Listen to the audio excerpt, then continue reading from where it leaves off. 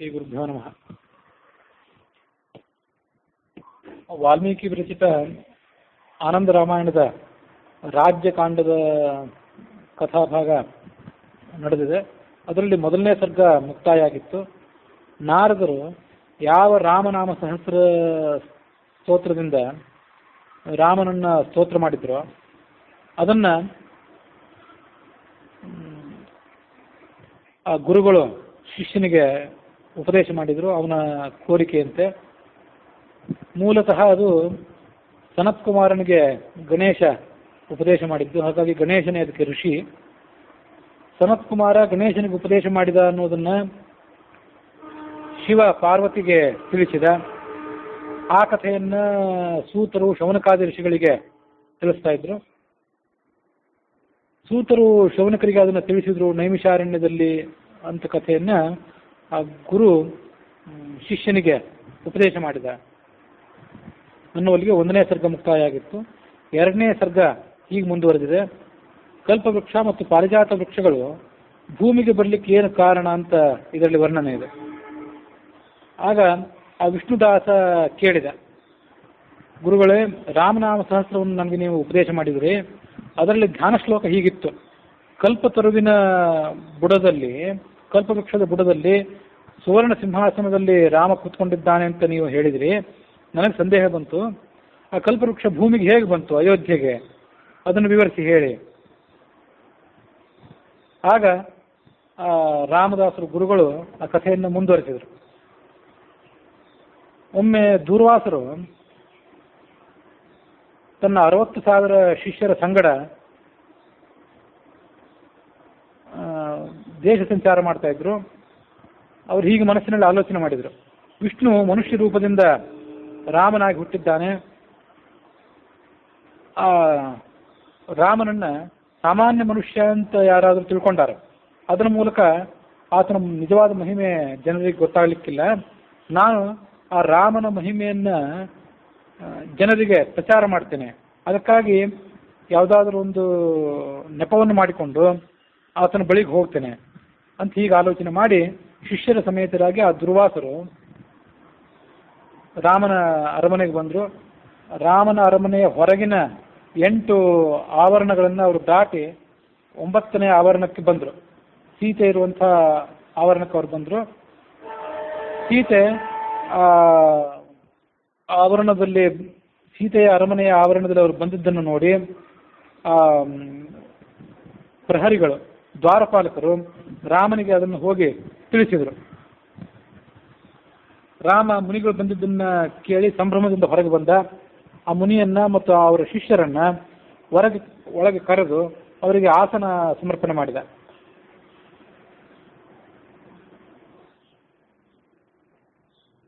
ಅಬ್ರವೀನ್ ಮಧುರಂ ವಾಕ್ಯಂ ಶಿಷ್ಯೈ ಸರ್ವತ್ರ ವೇಷ್ಟಿತಃ ಅದ್ಯ ವರ್ಷ ಸಹಸ್ರಾಣಂ ಉಪವಾಸ ಸಮಾಪನಂ. ರಾಮನಿಗೆ ಅವ್ರು ಏನು ಹೇಳಿದ್ರಂದ್ರೆ, 1000 ವರ್ಷದ ಉಪವಾಸ ನಾನು ಕೈಗೊಂಡಿದ್ದೆ, ಉಪವಾಸ ವ್ರತ, ಅದರ ಸಮಾಪ್ತಿ ಇವತ್ತಾಗಬೇಕಾಗಿದೆ. ಅದಕ್ಕಾಗಿ ನನಗೆ ಇವತ್ತು ಭೋಜನ ಬೇಕು, ನಾನು ಪಾಲನೆ ಮಾಡಿಸ್ಬೇಕು. ನೀನು ಹೇಗೆ ಮಾಡಿಸ್ಬೇಕು ಅಂದರೆ, ಮಣಿಧೇನು ಅನಲೈಹಿ ವಿನ. 1000 ಮಂದಿಗೆ ಅಡುಗೆ ಮಾಡಿಸೋದು ನಿಮ್ಗೇನು ಕಷ್ಟದ ಕೆಲಸ ಅಲ್ಲ. ನಿನ್ನ ಬಳಿ ಕೌಸ್ತುಭ ಮಣಿ ಇದೆ, ಚಿಂತಾಮಣಿನೂ ಇದ್ದಿರ್ಬೇಕು, ಹಿಂದೆಲ್ಲ ಬಂತಲ್ಲ, ಚಿಂತಾಮಣಿ ಇದೆ, ಧೇನು ಇದೆ, ಕಾಮಧೇನು ಇದೆ. ಅವೆರಡರ ಪ್ರಭಾವದಿಂದ ಕ್ಷಣ ಮಾತ್ರದಲ್ಲಿ 1000 ಜನರಿಗೆ ನೀನು ಭೋಜನವನ್ನು ಸಿದ್ಧ ಮಾಡಬಲ್ಲೆ. ಅಥವಾ ಸಾಮಾನ್ಯವಾಗಿ ಮಾಡುವಂತೆ ಕಟ್ಟಿಗೆಯನ್ನು ಹೊತ್ತಿಸಿ ಆ ಬೆಂಕಿಯಲ್ಲೇ ಅಡುಗೆ ಮಾಡಬೇಕು ಅಂದ್ರೆ ಅದನ್ನು ಕೂಡ ನೀನು ಮಾಡಬಲ್ಲೆ. ಬಿಕಾಸ್ ಜನ ಸೇವಕರು ನಿನ್ನ ಅರಮನೆಯಲ್ಲಿದ್ದಾರೆ. ಆದರೆ ನನಗೀಗ ಬೇಕಾಗಿರುವಂಥ ಭೋಜನ ಏನಿದೆ, ಈ 3 ರೀತಿಯಿಂದ ಆಗಿರಬಾರ್ದು. ಆ ಮಣಿಗಳ ಪ್ರಭಾವದಿಂದ ಆಗಿರಬಾರ್ದು, ಕಾಮಧೇನುವಿನ ಶಕ್ತಿಯಿಂದ ಆಗಿರಬಾರ್ದು, ಸಾಮಾನ್ಯವಾಗಿ ಕಟ್ಟಿಗೆಯ ಮೇಲೆ ಅಡಿಗೆಯನ್ನು ಮಾಡ್ತಾರೆ ಅದು ಕೂಡ ಆಗಿರಬಾರ್ದು. ಇಂಥ ಒಂದು ಅದ್ಭುತವಾದ ಭೋಜನ ಬೇಕು ನನಗೆ. ಮತ್ತು ಶಂಭುವಿನ ಈಶ್ವರನ ಪೂಜೆ ಮಾಡುವಂತೀನಿ. ಸಾಮಾನ್ಯ ಮನುಷ್ಯರಿಗೆ ಇಲ್ಲಿ ತನಕ ಕಾಣದೇ ಇರುವಂಥ ಯಾವುದಾದ್ರೂ ಹೂವು ನನಗೆ ದೊರೆಯಬೇಕು, ಅಂತ ಹೂವನ್ನು ತಂದು ಕೊಡು.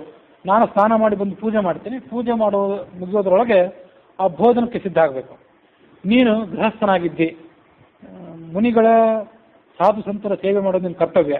ಆ ಗೃಹಸ್ಥಾಶ್ರಮದ ಕರ್ತವ್ಯವನ್ನು ರಕ್ಷಣೆ ಮಾಡ್ಕೋಬೇಕು ಅಂತ ನಿನಗೆ ಆಸ್ಥೆ ಇದ್ದರೆ ಅದರಂತೆ ನಾನು ಹೇಳಿದಂತೆ ಮಾಡು. ನಾನು ಹೇಳಿದ ನಿಬಂಧನೆಗಳಿಗೆ ಒಳಪಡಲಿಕ್ಕೆ ನಿನಗೆ ಸಾಧ್ಯ ಆಗದೇ ಇದ್ದರೆ ನನಗೆ ಸಾಮರ್ಥ್ಯ ಇಲ್ಲ ಅಂತ ಹೇಳಿಬಿಡು, ನಾನು ಬೇರೆ ಕಡೆ ಎಲ್ಲಾದರೂ ಹೋಗ್ತೇನೆ ಅಂತ ಹೀಗಂದ್ರು ಅವರು. ರಾಮ ಅದನ್ನೆಲ್ಲ ಕೇಳಿ ನಕ್ಕ, ವಿನಯದಿಂದ ಹೇಳಿದ ಮುನಿಗಳಿಗೆ, ಹಾಗೇ ಆಗಲಿ ಅಂದ. ನೀವು ಸರಯೂ ನದಿಗೆ ಹೋಗಿ ಸ್ನಾನ ಮಾಡ್ಕೊಂಡು ಬನ್ನಿ. ಸ್ನಾತ್ವಾ ಸರೈವಾಂ ಶೀಘ್ರಂ ತ್ವಾಂ ಆಗಚ್ಛಾಮಿ ತ್ವರಾಂ ಕುರು. ಮುನಿ ಹಾಗೆ ಹೇಳಿದ್ರು, ಸರಯೂ ನದಿಗೆ ಹೋಗಿ ಸ್ನಾನ ಮಾಡ್ಕೊಂಡು ಬರ್ತೀನಿ, ನೀನು ಅವಸರದಿಂದ ಎಲ್ಲ ಸಿದ್ಧ ಮಾಡಬೇಕು. ಅವರು ಆ ರೀತಿಯಾಗಿ ಮುಂದೆ ನದಿಗೆ ಸ್ನಾನಕ್ಕೆ ಹೋದ್ರು. ಬಂಧೂಂಸಿ ಜಾನಕಿ ತಥೇತ್ಯುಕ್ತ ಮುನಿ ರಾಮ ಸ್ನಾನಾರ್ಥಂಚ ವ್ಯಸರ್ಜಯತ್. ಆ ಮುನಿ ಆ ಕಡೆ ಹೋದ್ಮೇಲೆ ಲಕ್ಷ್ಮಣ, ಭರತ, ಶತ್ರುಘ್ನರಿವರು, ಆಮೇಲೆ ಜಾನಕಿ, ಲವಕುಶ ಮೊದಲಾದಂಥ 8 ಜನ ಮಕ್ಕಳು, ಆ ಸೊಸೆಯಂದರು, ಅವರಿಗೆಲ್ಲರಿಗೂ ಭಯ ಆಯಿತು. ದುರ್ವಾಸ ಬಹಳ ಕೋಪಿಷ್ಠನಾದಂಥ ಋಷಿ ಇವನು, ಯಾವಾಗ ಅವನು ಏನು ಶಾಪ ಕೊಟ್ಟು ಬಿಡ್ತಾನೆ ಹೇಳಲಿಕ್ಕೆ ಬರೋದಿಲ್ಲ. 3 ರೀತಿಯಿಂದ ಅಡುಗೆ ಆಗಬಾರ್ದಂತೆ. ಕಾಮಧೇನುವಿನ ಪ್ರಭಾವದಿಂದ, ಚಿಂತಾಮಣಿಯ ಪ್ರಭಾವದಿಂದ, ಕಟ್ಟಿಗೆಯ ಪ್ರಭಾವ ಶಕ್ತಿಯಿಂದಲೂ ಅಡುಗೆ ಆಗಬಾರ್ದು. ಇನ್ನು ಹೇಗೆ ಈ 1000 ಜನರಿಗೆ, ಈ ದೊಡ್ಡ ಪ್ರಮಾಣದ ಗುಂಪಿಗೆ ಭೋಜನ ಆಗಬೇಕು? ನಾನು ಅವಾಗ 1000 ಜನರಿಗೆ ಅಂತ ಹೇಳಿದೆ, ಇದು 60,000 60,000 ಜನರಿಗೆ ಭೋಜನ ಆಗಬೇಕಾಗಿತ್ತು. 1000 ವರ್ಷದ ಉಪವಾಸ ಅಷ್ಟೇ. ರಾಮ ಇನ್ನೇನು ಮಾಡ್ತಾನೆ ಅಂತ ಹೀಗೆಲ್ಲ ಅವರು ಚಿಂತಾಕ್ರಾಂತರಾದರು. ರಾಮ ಲಕ್ಷ್ಮಣನ ಕರೆದು ಒಂದು ಪತ್ರವನ್ನು ಬರೆಸಿದ, ಸ್ವರ್ಗಲೋಕದ ಇಂದ್ರನಿಗೆ ಅದು ಪತ್ರ. ಆ ಪತ್ರವನ್ನು ಬಾಣಕ್ಕೆ ಕಟ್ಟಿ ಆ ಬಾಣವನ್ನು ಸ್ವರ್ಗಲೋಕದ ಕಡೆಗೆ ಆತ ಪ್ರಯೋಗ ಮಾಡಿದ. ಅದು ವಾಯುವೇಗದಿಂದ ಅಮರಾವತಿಗೆ ಹೋಯಿತು. ಅಮರಾವತಿಯಲ್ಲಿ ಸುಧರ್ಮ ಅಂತ ಸಭಾ, ದೇವತೆಗಳ ಸಭೆಗೆ ಸುಧರ್ಮ ಅಂತ ಹೆಸರು. ಅಲ್ಲಿ ಇದ್ದ ಸಭೆಯಲ್ಲಿ ಇಂದ್ರ ಸಿಂಹಾಸನದ ಮೇಲೆ ಕೂತ್ಕೊಂಡಾಗ ಆ ಇಂದ್ರನ ಎದುರಿಗೆ ಹೋಗೋದು ಬಿತ್ತು. ಆ ಬಾಣವನ್ನು ನೋಡಿ ಇವನಿಗೆ ಭಯ ಆಯಿತು, ಇದು ಯಾರ್ದು ಬಾಣ, ಮತ್ತಾರು ರಾಕ್ಷಸನ ದಾಳಿ ಸ್ವರ್ಗಲೋಕದ ಮೇಲೆ ಆಯಿತು ಏನೋ ಅಂತ ಭಯಪಟ್ಟ. ಆದರೆ ಆ ಬಾಣದ ಮೇಲೆ ರಾಮನಾಮ, ಪತ್ರದ ಮೇಲೆ ರಾಮನಾಮ ಇತ್ತಲ್ಲ, ಅದನ್ನು ನೋಡಿದ ಅವನು. ಪಾಪದಾಹಕವಾದಂಥ ರಾಮನ ನಾಮ ಅಲ್ಲಿತ್ತು. ಇದು ರಾಮನ ಬಾಣ ಅಂತ ಅವನಿಗೆ ಗೊತ್ತಾಯಿತು. ಆ ಬಾಣಕ್ಕೆ ಕಟ್ಟಿದ ಪತ್ರವನ್ನು ಕೂಡ ಆತ ಬಿಡಿಸಿ ಅದಕ್ಕೆ ನಮಸ್ಕಾರ ಮಾಡಿ ಆ ಪತ್ರವನ್ನು ಓದಿದ.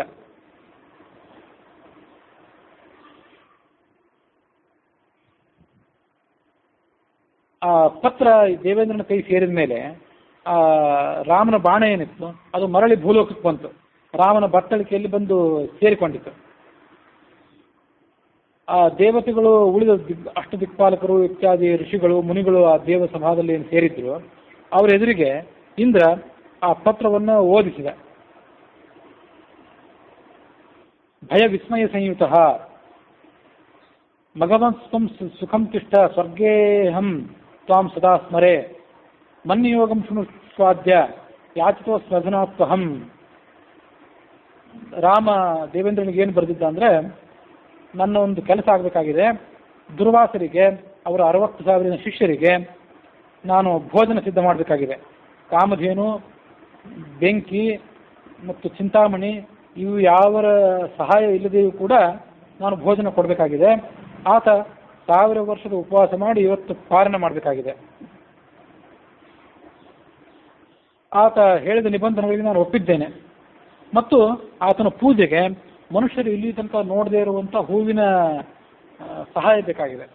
ಅಂಥ ಹೂಗಳನ್ನು ಕೂಡ ನೀನು ಕಳಿಸ್ಕೊಡ್ಬೇಕು, ರಾಮ ಇಂದ್ರನಿಗೆ ಹೇಳಿದ. ನೀನೀಗ ಏನು ಮಾಡಬೇಕು ದೇವೇಂದ್ರ ಅಂದರೆ, ಕಲ್ಪವೃಕ್ಷವನ್ನು ಮತ್ತು ಪಾರಿಜಾತ ಇವೆರಡನ್ನು ಕೂಡ ಕಳಿಸ್ಕೊಡ್ಬೇಕು. ಇವೆರಡು ಸಮುದ್ರ ಮಥನ ಕಾಲದಲ್ಲಿ ಹುಟ್ಟಿದಂಥವು. ಆ ಪಾರಿಜಾತದ ಹೂವು ಇಲ್ಲಿ ತನಕ ಭೂಲೋಕದ ಪ್ರಜೆಗಳು ನೋಡಿಲ್ಲ, ಅದು ಹೊಸ ಹೂವು ಆಗ್ತದೆ. ಆ ಮೂಲಕ ದುರ್ವಾಸರು ತಮ್ಮ ಪೂಜೆಯನ್ನು ನೆರವೇರಿಸಲಿ. ಮತ್ತು ಕಲ್ಪವೃಕ್ಷದ ಪ್ರಭಾವದಿಂದ ನಾನು ಅವರ 60,000 ಶಿಷ್ಯರಿಗೆ ಮತ್ತು ಅವರಿಗೆ ಭೋಜನ ಸಿದ್ಧ ಮಾಡ್ತೇನೆ.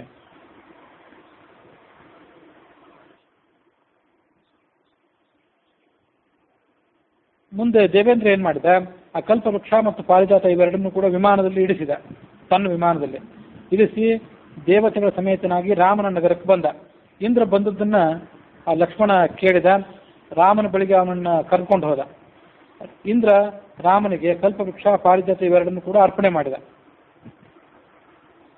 ಮುಂದೆ ದೇವೇಂದ್ರ ತನ್ನ ಆಸನದಲ್ಲಿ ಕೂತ್ಕೊಂಡ. ಈ ನಡುವೆ ಆ ದುರ್ವಾಸ ಋಷಿಗಳು ತನ್ನ ಶಿಷ್ಯನಿಗೆ ಹೇಳಿದರು, ರಾಮನಿಗೆ ನಾನು ಹೀಗೆಲ್ಲ ನಿಬಂಧನೆಗಳನ್ನು ಹಾಕಿದ್ದೆ, ಭೋಜನ ಸಿದ್ಧಪಡಿಸು ಅಂತ ಹೇಳಿದ್ದೆ, ಆತ ಏನು ಮಾಡ್ತಿದ್ದಾನೆ ಅನ್ನೋದನ್ನು ನೋಡಿ ಬಾ. ನನ್ನ ನಿಬಂಧನೆ ಒಳಪಟ್ಟಂತೆ ಆತ ಕಾರ್ಯ ಮಾಡ್ತಿದ್ದಾನೋ ಇಲ್ವೋ, ಅಥವಾ ಇದು ಅಸಾಧ್ಯ ಅಂತ ಕೈ ಚೆಲ್ಲಿ ಕುಳಿತಿದ್ದಾನೋ, ಇದನ್ನು ನೋಡಿ ಬಾ ಅಂತ ಕಳಿಸಿದೆ. ರಹಸ್ಯವಾಗಿ ಅದನ್ನು ನೋಡಿ ಬಾ, ನನ್ನ ಬಳಿಗೆ ಮರಳಿ ಬಾ.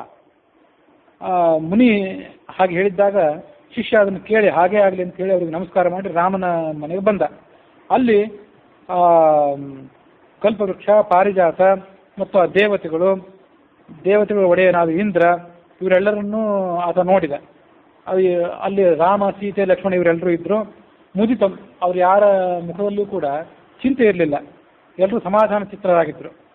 ಮುನಿಗೆ ಬಳಿಗೆ ಹೋಗಿ ನಡೆದದ್ದೆಲ್ಲವನ್ನು ಕೂಡ ಹೇಳಿದ. ಆ ಶಿಷ್ಯನ ಮಾತನ್ನು ಕೇಳಿ ದುರ್ವಾಸರಿಗೆ ಬಹಳ ಆಶ್ಚರ್ಯ ಅನಿಸ್ತು. ಮುಂದೆ ಆ ಶಿಷ್ಯರ ಸಮೇತನಾಗಿ ರಾಮನ ಅರಮನೆಗೆ ಬಂದ. ಅವನು ಸ್ನಾನ ಮುಗಿಸ್ಕೊಂಡು ರಾಮ ಆ ದುರ್ವಾಸ ಋಷಿಯನ್ನು ಸ್ವಾಗತ ಮಾಡಿದ. ದದಾ ವಾಸನ ಉತ್ತಮ, ಆಸನದ ಮೇಲೆ ಕೂಡಿಸಿದ. ಚಕಾರ ಸೀತೆಯ ಸಾಧಂ ಲಕ್ಷ್ಮಣಾದಿವಿರನ್ವಿತ, ಪಾರಿಜಾತ ಹೂಗಳನ್ನು ಆತ ಆ ದುರ್ವಾಸ ಋಷಿಗಳ ಪೂಜೆಗೆ ಅಂತ ಕೊಟ್ಟ. ದುರ್ವಾಸ ಋಷಿಗಳು ಅದನ್ನು ತೆಗೆದುಕೊಂಡು ಈಶ್ವರನ ಪೂಜೆಯನ್ನು ಮಾಡಿದರು. ತೈಶ್ಚಕಾರ ಈಶ್ವರಾರ್ಚನಂ. ಮುಂದೆ ರಾಮ ತತಃ ಸರ್ವಾನ್ ಸುರಾನ್ ಪೂಜ್ಯ ಪರಿವೇಷಣ ಕರ್ಮಣಿ ಚೋದಯಾಮಾಸ ಶ್ರೀರಾಮೋ ಜಾನಕಿ ಲಕ್ಷ್ಮಣೇನ ಸಹ. ಮುಂದೆ ದೇವತೆಗಳನ್ನೆಲ್ಲ ರಾಮ ಸನ್ಮಾನಿಸಿದ. ಆ ದುರ್ವಾಸ ಋಷಿಗಳಿಗೆ ಮತ್ತು ಅವ್ರ ಶಿಷ್ಯರಿಗೆ ಇನ್ನು ಊಟಕ್ಕೆ ಬಡಿಸುವಂಥ ಕಾರ್ಯ ನಡೀಬೇಕಾಗಿತ್ತು. ಸೀತೆಯನ್ನು, ಲಕ್ಷ್ಮಣ ಇವರೆಲ್ಲರನ್ನು ಆತ ಆ ಕೆಲಸಕ್ಕೆ ನಿಯೋಗಿಸಿದ. ಸೀತೆ ದಿವ್ಯಾಲಂಕಾರ ಮಂಡಿತವಾಗಿ ಬಂದು ಆ ಕಲ್ಪವೃಕ್ಷ ಮತ್ತು ಪಾರಿಜಾತ ಇವೆರಡಕ್ಕೂ ಕೂಡ ಪೂಜೆ ಮಾಡಿದ್ಲು. ಸಾಕಷ್ಟು ಪಾತ್ರೆಗಳನ್ನು ಆ ಕಲ್ಪವೃಕ್ಷದ ಕೆಳಗಿಟ್ಲು. ಕೋಟಿಗಟ್ಟಲೆ ಪಾತ್ರೆಗಳನ್ನ ಇಟ್ಲಂತೆ. ಆ ಕಲ್ಪವೃಕ್ಷವನ್ನು ಅವಳು ಪ್ರಾರ್ಥನೆ ಮಾಡಿದ್ಲು. ಕ್ಷೀರಸಾಗರದಿಂದ ನೀನು ಹುಟ್ಟಿದವನು, ದೇವತೆಗಳಿಗೆ ಎಲ್ಲ ರೀತಿಯಾದಂಥ ಅಪೇಕ್ಷಿತ ವಸ್ತುಗಳನ್ನು ಈಡೇರಿಸುವಂಥವನು. ದುರ್ವಾಸ ಋಷಿಗಳು ಇವತ್ತು 60,000 ಜನ ಶಿಷ್ಯರೊಡನೆ ಬಂದಿದ್ದಾರೆ. ಅವರಿಗೆ ಭೋಜನ, ಚಿತ್ರಾನ್ನ ಮೊದಲಾದ ಭೋಜನಗಳನ್ನು ಅವರಿಗೆ ನೀನು ಒದಗಿಸಬೇಕು. ತೈರನ್ನೈರ್ ಹೇಮ ಪಾತ್ರೇಶು ಜಾನಕಿ ಪರಿವೇಷಣಂ. ಆ ಕಲ್ಪವೃಕ್ಷ ಕ್ಷಣದಲ್ಲೇ ಅದನ್ನೆಲ್ಲ ಈಡೇರಿಸಿತು. ಒಂದು ಕ್ಷಣದಲ್ಲಿ ಎಲ್ಲ ಭೋಜನ ಸಿದ್ಧ ಆಯಿತು. ಊರ್ಮಿಳ ಮೊದಲಾದಂಥ 4 ರಾಮ, ಲಕ್ಷ್ಮಣ, ಭರತ, ಶತ್ರುಘ್ನರ ಪತ್ನಿಯರು, ಚಂಪಿಕಾ ಮೊದಲಾದಂಥ 15 ಜನ ಸೊಸೆಯಂದಿರು, ಅವರೆಲ್ಲ ಸೇರಿ ಈ ಬಡಿಸುವ ಕೆಲಸವನ್ನು ಪ್ರಾರಂಭ ಮಾಡಿದರು. ಶಿಷ್ಯರ ಒಡಗೂಡಿ ದುರ್ವಾಸರು ಆ ಭೋಜನವನ್ನೆಲ್ಲ ಮಾಡಿ ಮುಗಿಸಿದರು. ಭೋಜನ ಮಾಡಿ ಕೈ ತೊಳೆದುಕೊಂಡ್ರು. ತಾಂಬೂಲ, ದಕ್ಷಿಣೆ ಇದನ್ನೆಲ್ಲ ಸ್ವೀಕಾರ ಮಾಡಿದರು. ಸ್ವೀಕಾರ ಮಾಡಿ ಆ ರಾಮನಿಗೆ ಈ ಮುಂದಿನಂತೆ ಅವ್ರು ಮಾತು ಹೇಳಿದರು. ರಾಮನಿಗೆ ಅಷ್ಟೇ ಅಲ್ಲ, ಅಲ್ಲಿರುವಂಥ ದೇವತೆಗಳೆದುರಿಗೂ ಕೂಡ ಆನಂದ ನಿರ್ಭರ, ಆನಂದದಿಂದ ಅವರ ಮೈ ಮನಸ್ಸು ತುಂಬಿ ಹೋಗಿದ್ದವು. ನೀನು ಸಾಕ್ಷಾತ್ ಜಗದೀಶ್ವರನಾಗಿದ್ದೆ, ರಾವಣನನ್ನು ವಧೆ ಮಾಡಲಿಕ್ಕಾಗಿ ಇಲ್ಲಿ ಹುಟ್ಟಿ ಬಂದಿದ್ದೆ, ಇದು ನನಗೆ ಗೊತ್ತಿದೆ. ಜನರಿಗೆ ನಿನ್ನ ವೈಭವ, ನಿನ್ನ ಮಹಿಮೆ ತಿಳಿಸಬೇಕು ಅನ್ನೋ ಕಾರಣಕ್ಕಾಗಿ ನಾನು ಇಂಥದೊಂದು ನಿಬಂಧನೆ ಒಟ್ಟಿದೆ. ಚಿಂತಾಮಣಿಯ ಸಹಾಯ ಇಲ್ಲದೆ, ಕಾಮಧೇನುವಿನ ಸಹಾಯ ಇಲ್ಲದೆ ನನಗೆ ಭೋಜನ ಸಿದ್ಧ ಆಗಬೇಕು ಅಂತ ನಾನು ನಿನ್ನೆದುರಿಗೆ ನಿಬಂಧನ ಒಟ್ಟಿದೆ. ನೀನು ಆ ನಿಬಂಧನವನ್ನು ಈಡೇರಿಸಿ ಕಲ್ಪವೃಕ್ಷದ ಸಹಾಯದಿಂದ ನನಗೆ ಭೋಜನ ಕೊಟ್ಟು, ಮತ್ತು ಮನುಷ್ಯರು ಇಲ್ಲಿ ತನಕ ನೋಡದೇ ಇರುವಂಥ ಹೂಗಳನ್ನು ನಾನು ಮಾಡುವ ಈಶ್ವರನ ಪೂಜೆಗೆ ಒದಗಿಸಬೇಕು ಅಂತ ಕೇಳಿಕೊಂಡೆ. ನೀನು ಪಾರಿಜಾತ ವೃಕ್ಷ, ಅದು ಯಾವ ವೃಕ್ಷವನ್ನು ಮತ್ತು ಯಾವ ಹೂಗಳನ್ನು ಭೂಲೋಕದ ನಿವಾಸಿಗಳು ಇಲ್ಲಿ ತನಕ ನೋಡಿಲ್ವೋ ಅಂಥ ವೃಕ್ಷವನ್ನು ಇಲ್ಲಿ ತರಿಸಿ ನನಗೆ ನೀನು ಪೂಜೆಗೆ ವ್ಯವಸ್ಥೆ ಕೂಡ ಮಾಡಿದೆ. ಇದು ನಿನ್ನ ಮಹಿಮೆ. ಇದೇನು ನಿನಗೆ ದೊಡ್ಡದಲ್ಲ. ನಿನ್ನ ಭ್ರೂಭಂಗ ಮಾತ್ರದಿಂದಲೇ, ಹುಬ್ಬಿನ ಸ್ವಲ್ಪ ಲೀಲೆಯಿಂದಲೇ ಬ್ರಹ್ಮ ಮೊದಲಾದಂಥ ಈ ಸಮಸ್ತ ಜಗತ್ತಿನ ಲಯ, ಉತ್ಪತ್ತಿ, ಅದರ ಪಾಲನ ಇವೆಲ್ಲ ಆಗ್ತದೆ. ಅಷ್ಟು ಮಹಾಮಹಿಮನೇನು. ಹಿಂದೆ ಸಮುದ್ರ ಮಥನ ನಡೆಯುವಾಗ ಆ ಸಮುದ್ರ ಮಥನಕ್ಕಾಗಿ ಮಂದರ ಪರ್ವತವನ್ನೇನು ಉಪಯೋಗ ಮಾಡಿದ್ರಲ್ಲ, ಅದು ಕಡಿಯುವ ರಭಸಕ್ಕೆ ಮುಳುಗಿ ಹೋಗ್ಲಿಕ್ಕೆ ಪ್ರಾರಂಭ ಆಗಿತ್ತು. ನೀನು ಕ್ಷೀರಸಾಗರದಲ್ಲಿ ಕೂರ್ಮ ರೂಪದಿಂದ ಹುಟ್ಟಿದೆ, ಆ ಮಂದರ ಪರ್ವತವನ್ನು ಧಾರಣೆ ಮಾಡಿದೆ ಮತ್ತು 14 ರತ್ನಗಳನ್ನು ಅದನ್ನು ಹೊರಗೆ ತೆಗೆದು ಅದನ್ನು ದೇವತೆಗಳಿಗೆ ಅರ್ಪಣೆ ಮಾಡಿದೆ. ಆ 14 ರತ್ನಗಳು ಯಾವುದು ಅಂದರೆ ಲಕ್ಷ್ಮಿ, ನಾರಾಯಣನ ಪತ್ನಿಯಾದ ಲಕ್ಷ್ಮಿ, ಮತ್ತೆ ಚಂದ್ರ, ಕಾಮಧೇನು, ಕೌಸ್ತುಭ, ಇದು ನಾರಾಯಣನ ಎದೆಯಲ್ಲಿ ವಿರಾಜಮಾನವಾಗಿರುವಂಥ ರತ್ನ, ಸುಧಾ ಅಂದರೆ ಅಮೃತ, ವಿಷ ಅಂದರೆ ಕಾಲಕೂಟ ವಿಷ, ಮತ್ತು ಐರಾವತಃ ಇಂದ್ರನ ಬಳಿಯಲ್ಲಿರುವಂಥ ಆನೆ, ಅಪ್ಸರಸಃ ಅಪ್ಸರೆಯರು ಹುಟ್ಟಿ ಬಂದರು, ಕಲ್ಪವೃಕ್ಷ, ಈ ಕಲ್ಪವೃಕ್ಷವು ಕೂಡ ಅಲ್ಲೇ ಹುಟ್ಟಿತ್ತು, ಭಿಷಗ್ವರಃ ಆದಿ ವೈದ್ಯನಾದಂಥ ಧನ್ವಂತರಿ ಅಲ್ಲೇ ಹುಟ್ಟಿ ಬಂದಿದ್ದ, ಉಚ್ಚೈಶ್ರವಸ್ತು ದೇವತೆಗಳ ಬಳಿಯಲ್ಲಿರುವಂಥ ಕುದುರೆ, ಪಾರಿಜಾತ ಈ ವೃಕ್ಷ, ಮತ್ತು ಸುರರು ಮತ್ತು ಸುರ ಅಂದರೆ ಮಧ್ಯ, ಇದು ಕೂಡ ಅಲ್ಲೇ ಹುಟ್ಟಿ ಬಂದಿತ್ತು, ಮತ್ತು ಜ್ಯೇಷ್ಠಾಳು ಕೂಡ ಅಲ್ಲೇ ಹುಟ್ಟಿ ಬಂತು. ಈ ಜ್ಯೇಷ್ಠ ಅಂತಂದ್ರೆ ಜ್ಯೇಷ್ಠಾಮ ಲಕ್ಷ್ಮೀಂ ನಾಶಯಾಮ್ಯಹಂ ಅಂತ ಶ್ರೀ ಸೂಕ್ತ ಇದೆಯಲ್ಲ, ಅಲ್ಲಿ ಜ್ಯೇಷ್ಠ ಅಂದ್ರೆ ಅಲಕ್ಷ್ಮಿಯನ್ನು ಹೇಳಿದ್ದು. ಲಕ್ಷ್ಮೀದೇವಿಯು ಸಮುದ್ರದಲ್ಲೇ ಹುಟ್ಟಿದ್ದು, ಅಲಕ್ಷ್ಮಿಯೂ ಕೂಡ ಲಕ್ಷ್ಮೀದೇವಿಗೆ ಭಿನ್ನಳಾದಂಥ ಅಲಕ್ಷ್ಮಿಯೂ ಕೂಡ ಅವಳನ್ನು ಜ್ಯೇಷ್ಠ ಅಂತ ಕರೀತಾರೆ. ಅವಳು ಕೂಡ ಈ ಸಮುದ್ರದಲ್ಲೇ ಹುಟ್ಟಿದ್ದು. ಅವುಗಳನ್ನು ನೀನು ಎಲ್ಲರಿಗೂ ಕೂಡ ಹಂಚಿದೆ. ತ್ವದ ಆಜ್ಞಾಪಾಲಿನಃ ಸರ್ವೇ ಶಂಕರಾದ್ಯಾಶ್ಚ ನಿರ್ಜರಾಃ ಸರ್ವೇಷಾಂ ಜೀವನೋಪಾಯಾಃ ತ್ವಯಾ ಸರ್ವೇ ಪೃಥಕ್ ಪೃಥಕ್. ಎಲ್ಲರೂ ಕೂಡ ಯಾವ್ಯಾವ ಕರ್ತವ್ಯ ಮಾಡಬೇಕು ದೇವತೆಗಳು ಅಂತ ಅನ್ನೋದನ್ನು ನೀನೇ ಹಂಚಿಕೊಟ್ಟು ಅವರ ಕಡೆಯಿಂದ ಕರ್ತವ್ಯ ಮಾಡಿಸಿ ನೀನು ಈ ಜಗತ್ತನ್ನು ಆಳ್ತಾ ಇದ್ದಿ. ಅದ್ಯಾವಲೋಕಿತಂ ರಾಮ ಜನಾನಪಿ ಪ್ರದರ್ಶಿತಂ. ನಿನ್ನ ಮಹಿಮೆಯನ್ನು ನಾನಿವತ್ತು ನೋಡಿದೆ, ಜನರಿಗೂ ಅದನ್ನು ತೋರಿಸಿದೆ. ನೀನು ಈ ಜಗತ್ತಿನ ಪಾಲಕನಾಗಿದ್ದಿ, ಜನಕನೂ ಆಗಿದ್ದಿ, ಮತ್ತು ಇದನ್ನು ಧ್ವಂಸನೂ ಕೂಡ ಮಾಡ್ತಿ. ನಮಗೆಲ್ಲರಿಗೂ ಕೂಡ ಒಂದು ಗತಿಯನ್ನು ಕಾಣಿಸೋನು ನೀನೇ. ಹೀಗೆ ನಾನಾ ಥರದ ಸ್ತೋತ್ರವನ್ನು ಮಾಡಿ ರಾಮನ ಸಮ್ಮತಿಯನ್ನು ಪಡ್ಕೊಂಡು ಆ ದುರ್ವಾಸರು ತಮ್ಮ ಶಿಷ್ಯರ ಒಡಗೂಡಿ ಅಲ್ಲಿಂದ ಹೊರಟೋದರು. ಮುಂದೆ ರಾಮ ದೇವತೆಗಳಿಗೆ ಮುಂದಿನಂತೆ ಮಾತನಾಡಿದ.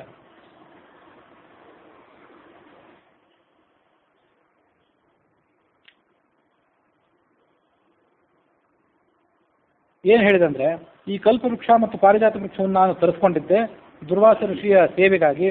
ನೀವು ಇದನ್ನು ತೆಗೆದುಕೊಂಡು ಹೋಗಿ ಮರಳಿ ನಿಮ್ಮ ಲೋಕಕ್ಕೆ ಅಂತ ಹೇಳಿದ ರಾಮ. ಆಗ ದೇವೇಂದ್ರ ಈ ಮುಂದಿನಂತೆ ಮಾತಾಡಿದ. ದೇವೇಂದ್ರ ಅಂದ್ರೆ ದೇವೇಂದ್ರನ ಗುರುವಾದಂತಹ ಬೃಹಸ್ಪತಿ, ವಾಕ್ಪತಿ. ಹೀಗೆ ಮುಂದಿನಂತೆ ಮಾತಾಡಿದ, ನೀನು ಎಲ್ಲಿ ತನಕ ಈ ಭೂಲೋಕದಲ್ಲಿ ಇರ್ತೀಯೋ, ನಿನ್ನ ಅವತಾರ ಎಲ್ಲಿ ತನಕ ಈ ಭೂಲೋಕದಲ್ಲಿ ಇರ್ತದೋ ಅಲ್ಲಿ ತನಕ ಈ ಕಲ್ಪವೃಕ್ಷ ಪಾರಿಜಾತ ವೃಕ್ಷ ಎರಡು ನಿನ್ನ ಬಳಿಯಲ್ಲೇ ಇರಲಿ. ನಿನ್ನ ಅವತಾರ ಪರಿಸಮಾಪ್ತಿ ಆದ ಬಳಿಕ ಅವು ಮರಳಿ ಸ್ವರ್ಗಲೋಕಕ್ಕೆ ಬರ್ತವೆ. ದೇವತೆಗಳೆಲ್ಲ ಹಾಗೇ ಆಗಲಿ ಅಂದರು. ಮುಂದೆ ಆ ಕಲ್ಪವೃಕ್ಷ ಪಾರಿಜಾತ ವೃಕ್ಷ ಇವೆರಡನ್ನು ಕೂಡ ಅವನು ಪುಷ್ಪಕ್ಕೆ ಸ್ಥಾಪಯಾಮಾಸ, ಪುಷ್ಪಕ ವಿಮಾನದಲ್ಲಿ ಇರಿಸಿಬಿಟ್ಟ.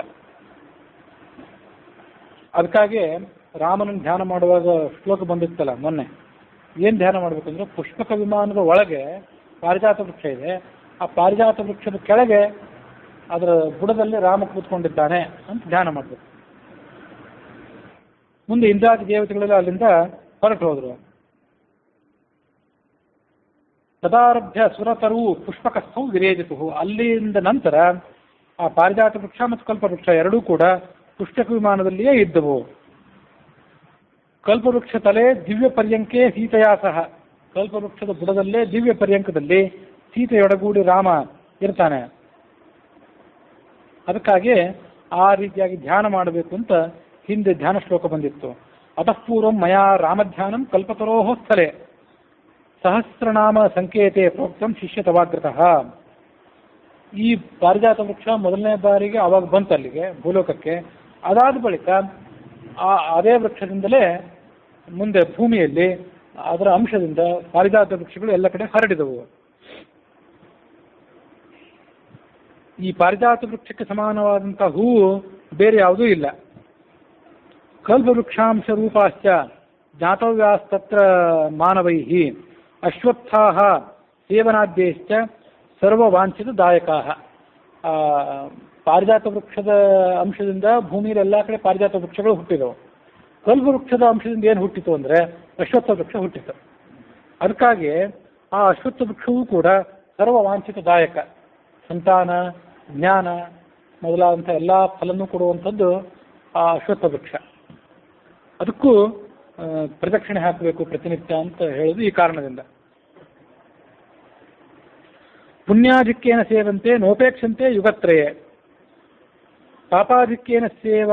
ಪಾಪಾಧಿಕ್ಯೇನಾಪಿ ಸೇವಾಂ ನರ ವಾಂಛಂತಿ ನೋ ಕಲವು. ಪುಣ್ಯಾತ್ಮರಾದವರು ಹಿಂದಿನ ಯುಗದಲ್ಲಿ ಇವಕ್ಕೆಲ್ಲ ಸೇವೆ ಮಾಡ್ತಿದ್ರು ಈ ಎರಡು ವೃಕ್ಷಗಳಿಗೆ. ಕಲಿಯುಗದಲ್ಲಿ ಯಾರು ಪುಣ್ಯವಂತರಾಗಿದ್ದಾರೋ ಅವರು ಆ ಪಾರಿಜಾತ ವೃಕ್ಷ ಮತ್ತು ಅಶ್ವತ್ಥ ವೃಕ್ಷ ಇದ್ರ ಉಪಯೋಗ ಮಾಡ್ಕೊಳ್ತಾರೆ. ಪಾಪಿಷ್ಠರಾದವರಿಗೆ ಅದರ ಉಪಯೋಗ, ಅದರ ದರ್ಶನ ಸಿಗೋದಿಲ್ಲ.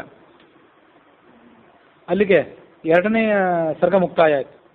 ಮುಂದೆ 3ನೇ ಸರ್ಗದಲ್ಲಿ, ರಾಜ್ಯಕಾಂಡದ ಪೂರ್ವಾರ್ಧದ 3ನೇ ಸರ್ಗದಲ್ಲಿ ಇದೊಂದು ಕಥೆ ಇದೆ, ವಿನೋದದ ಕಥೆ ಇದೆ.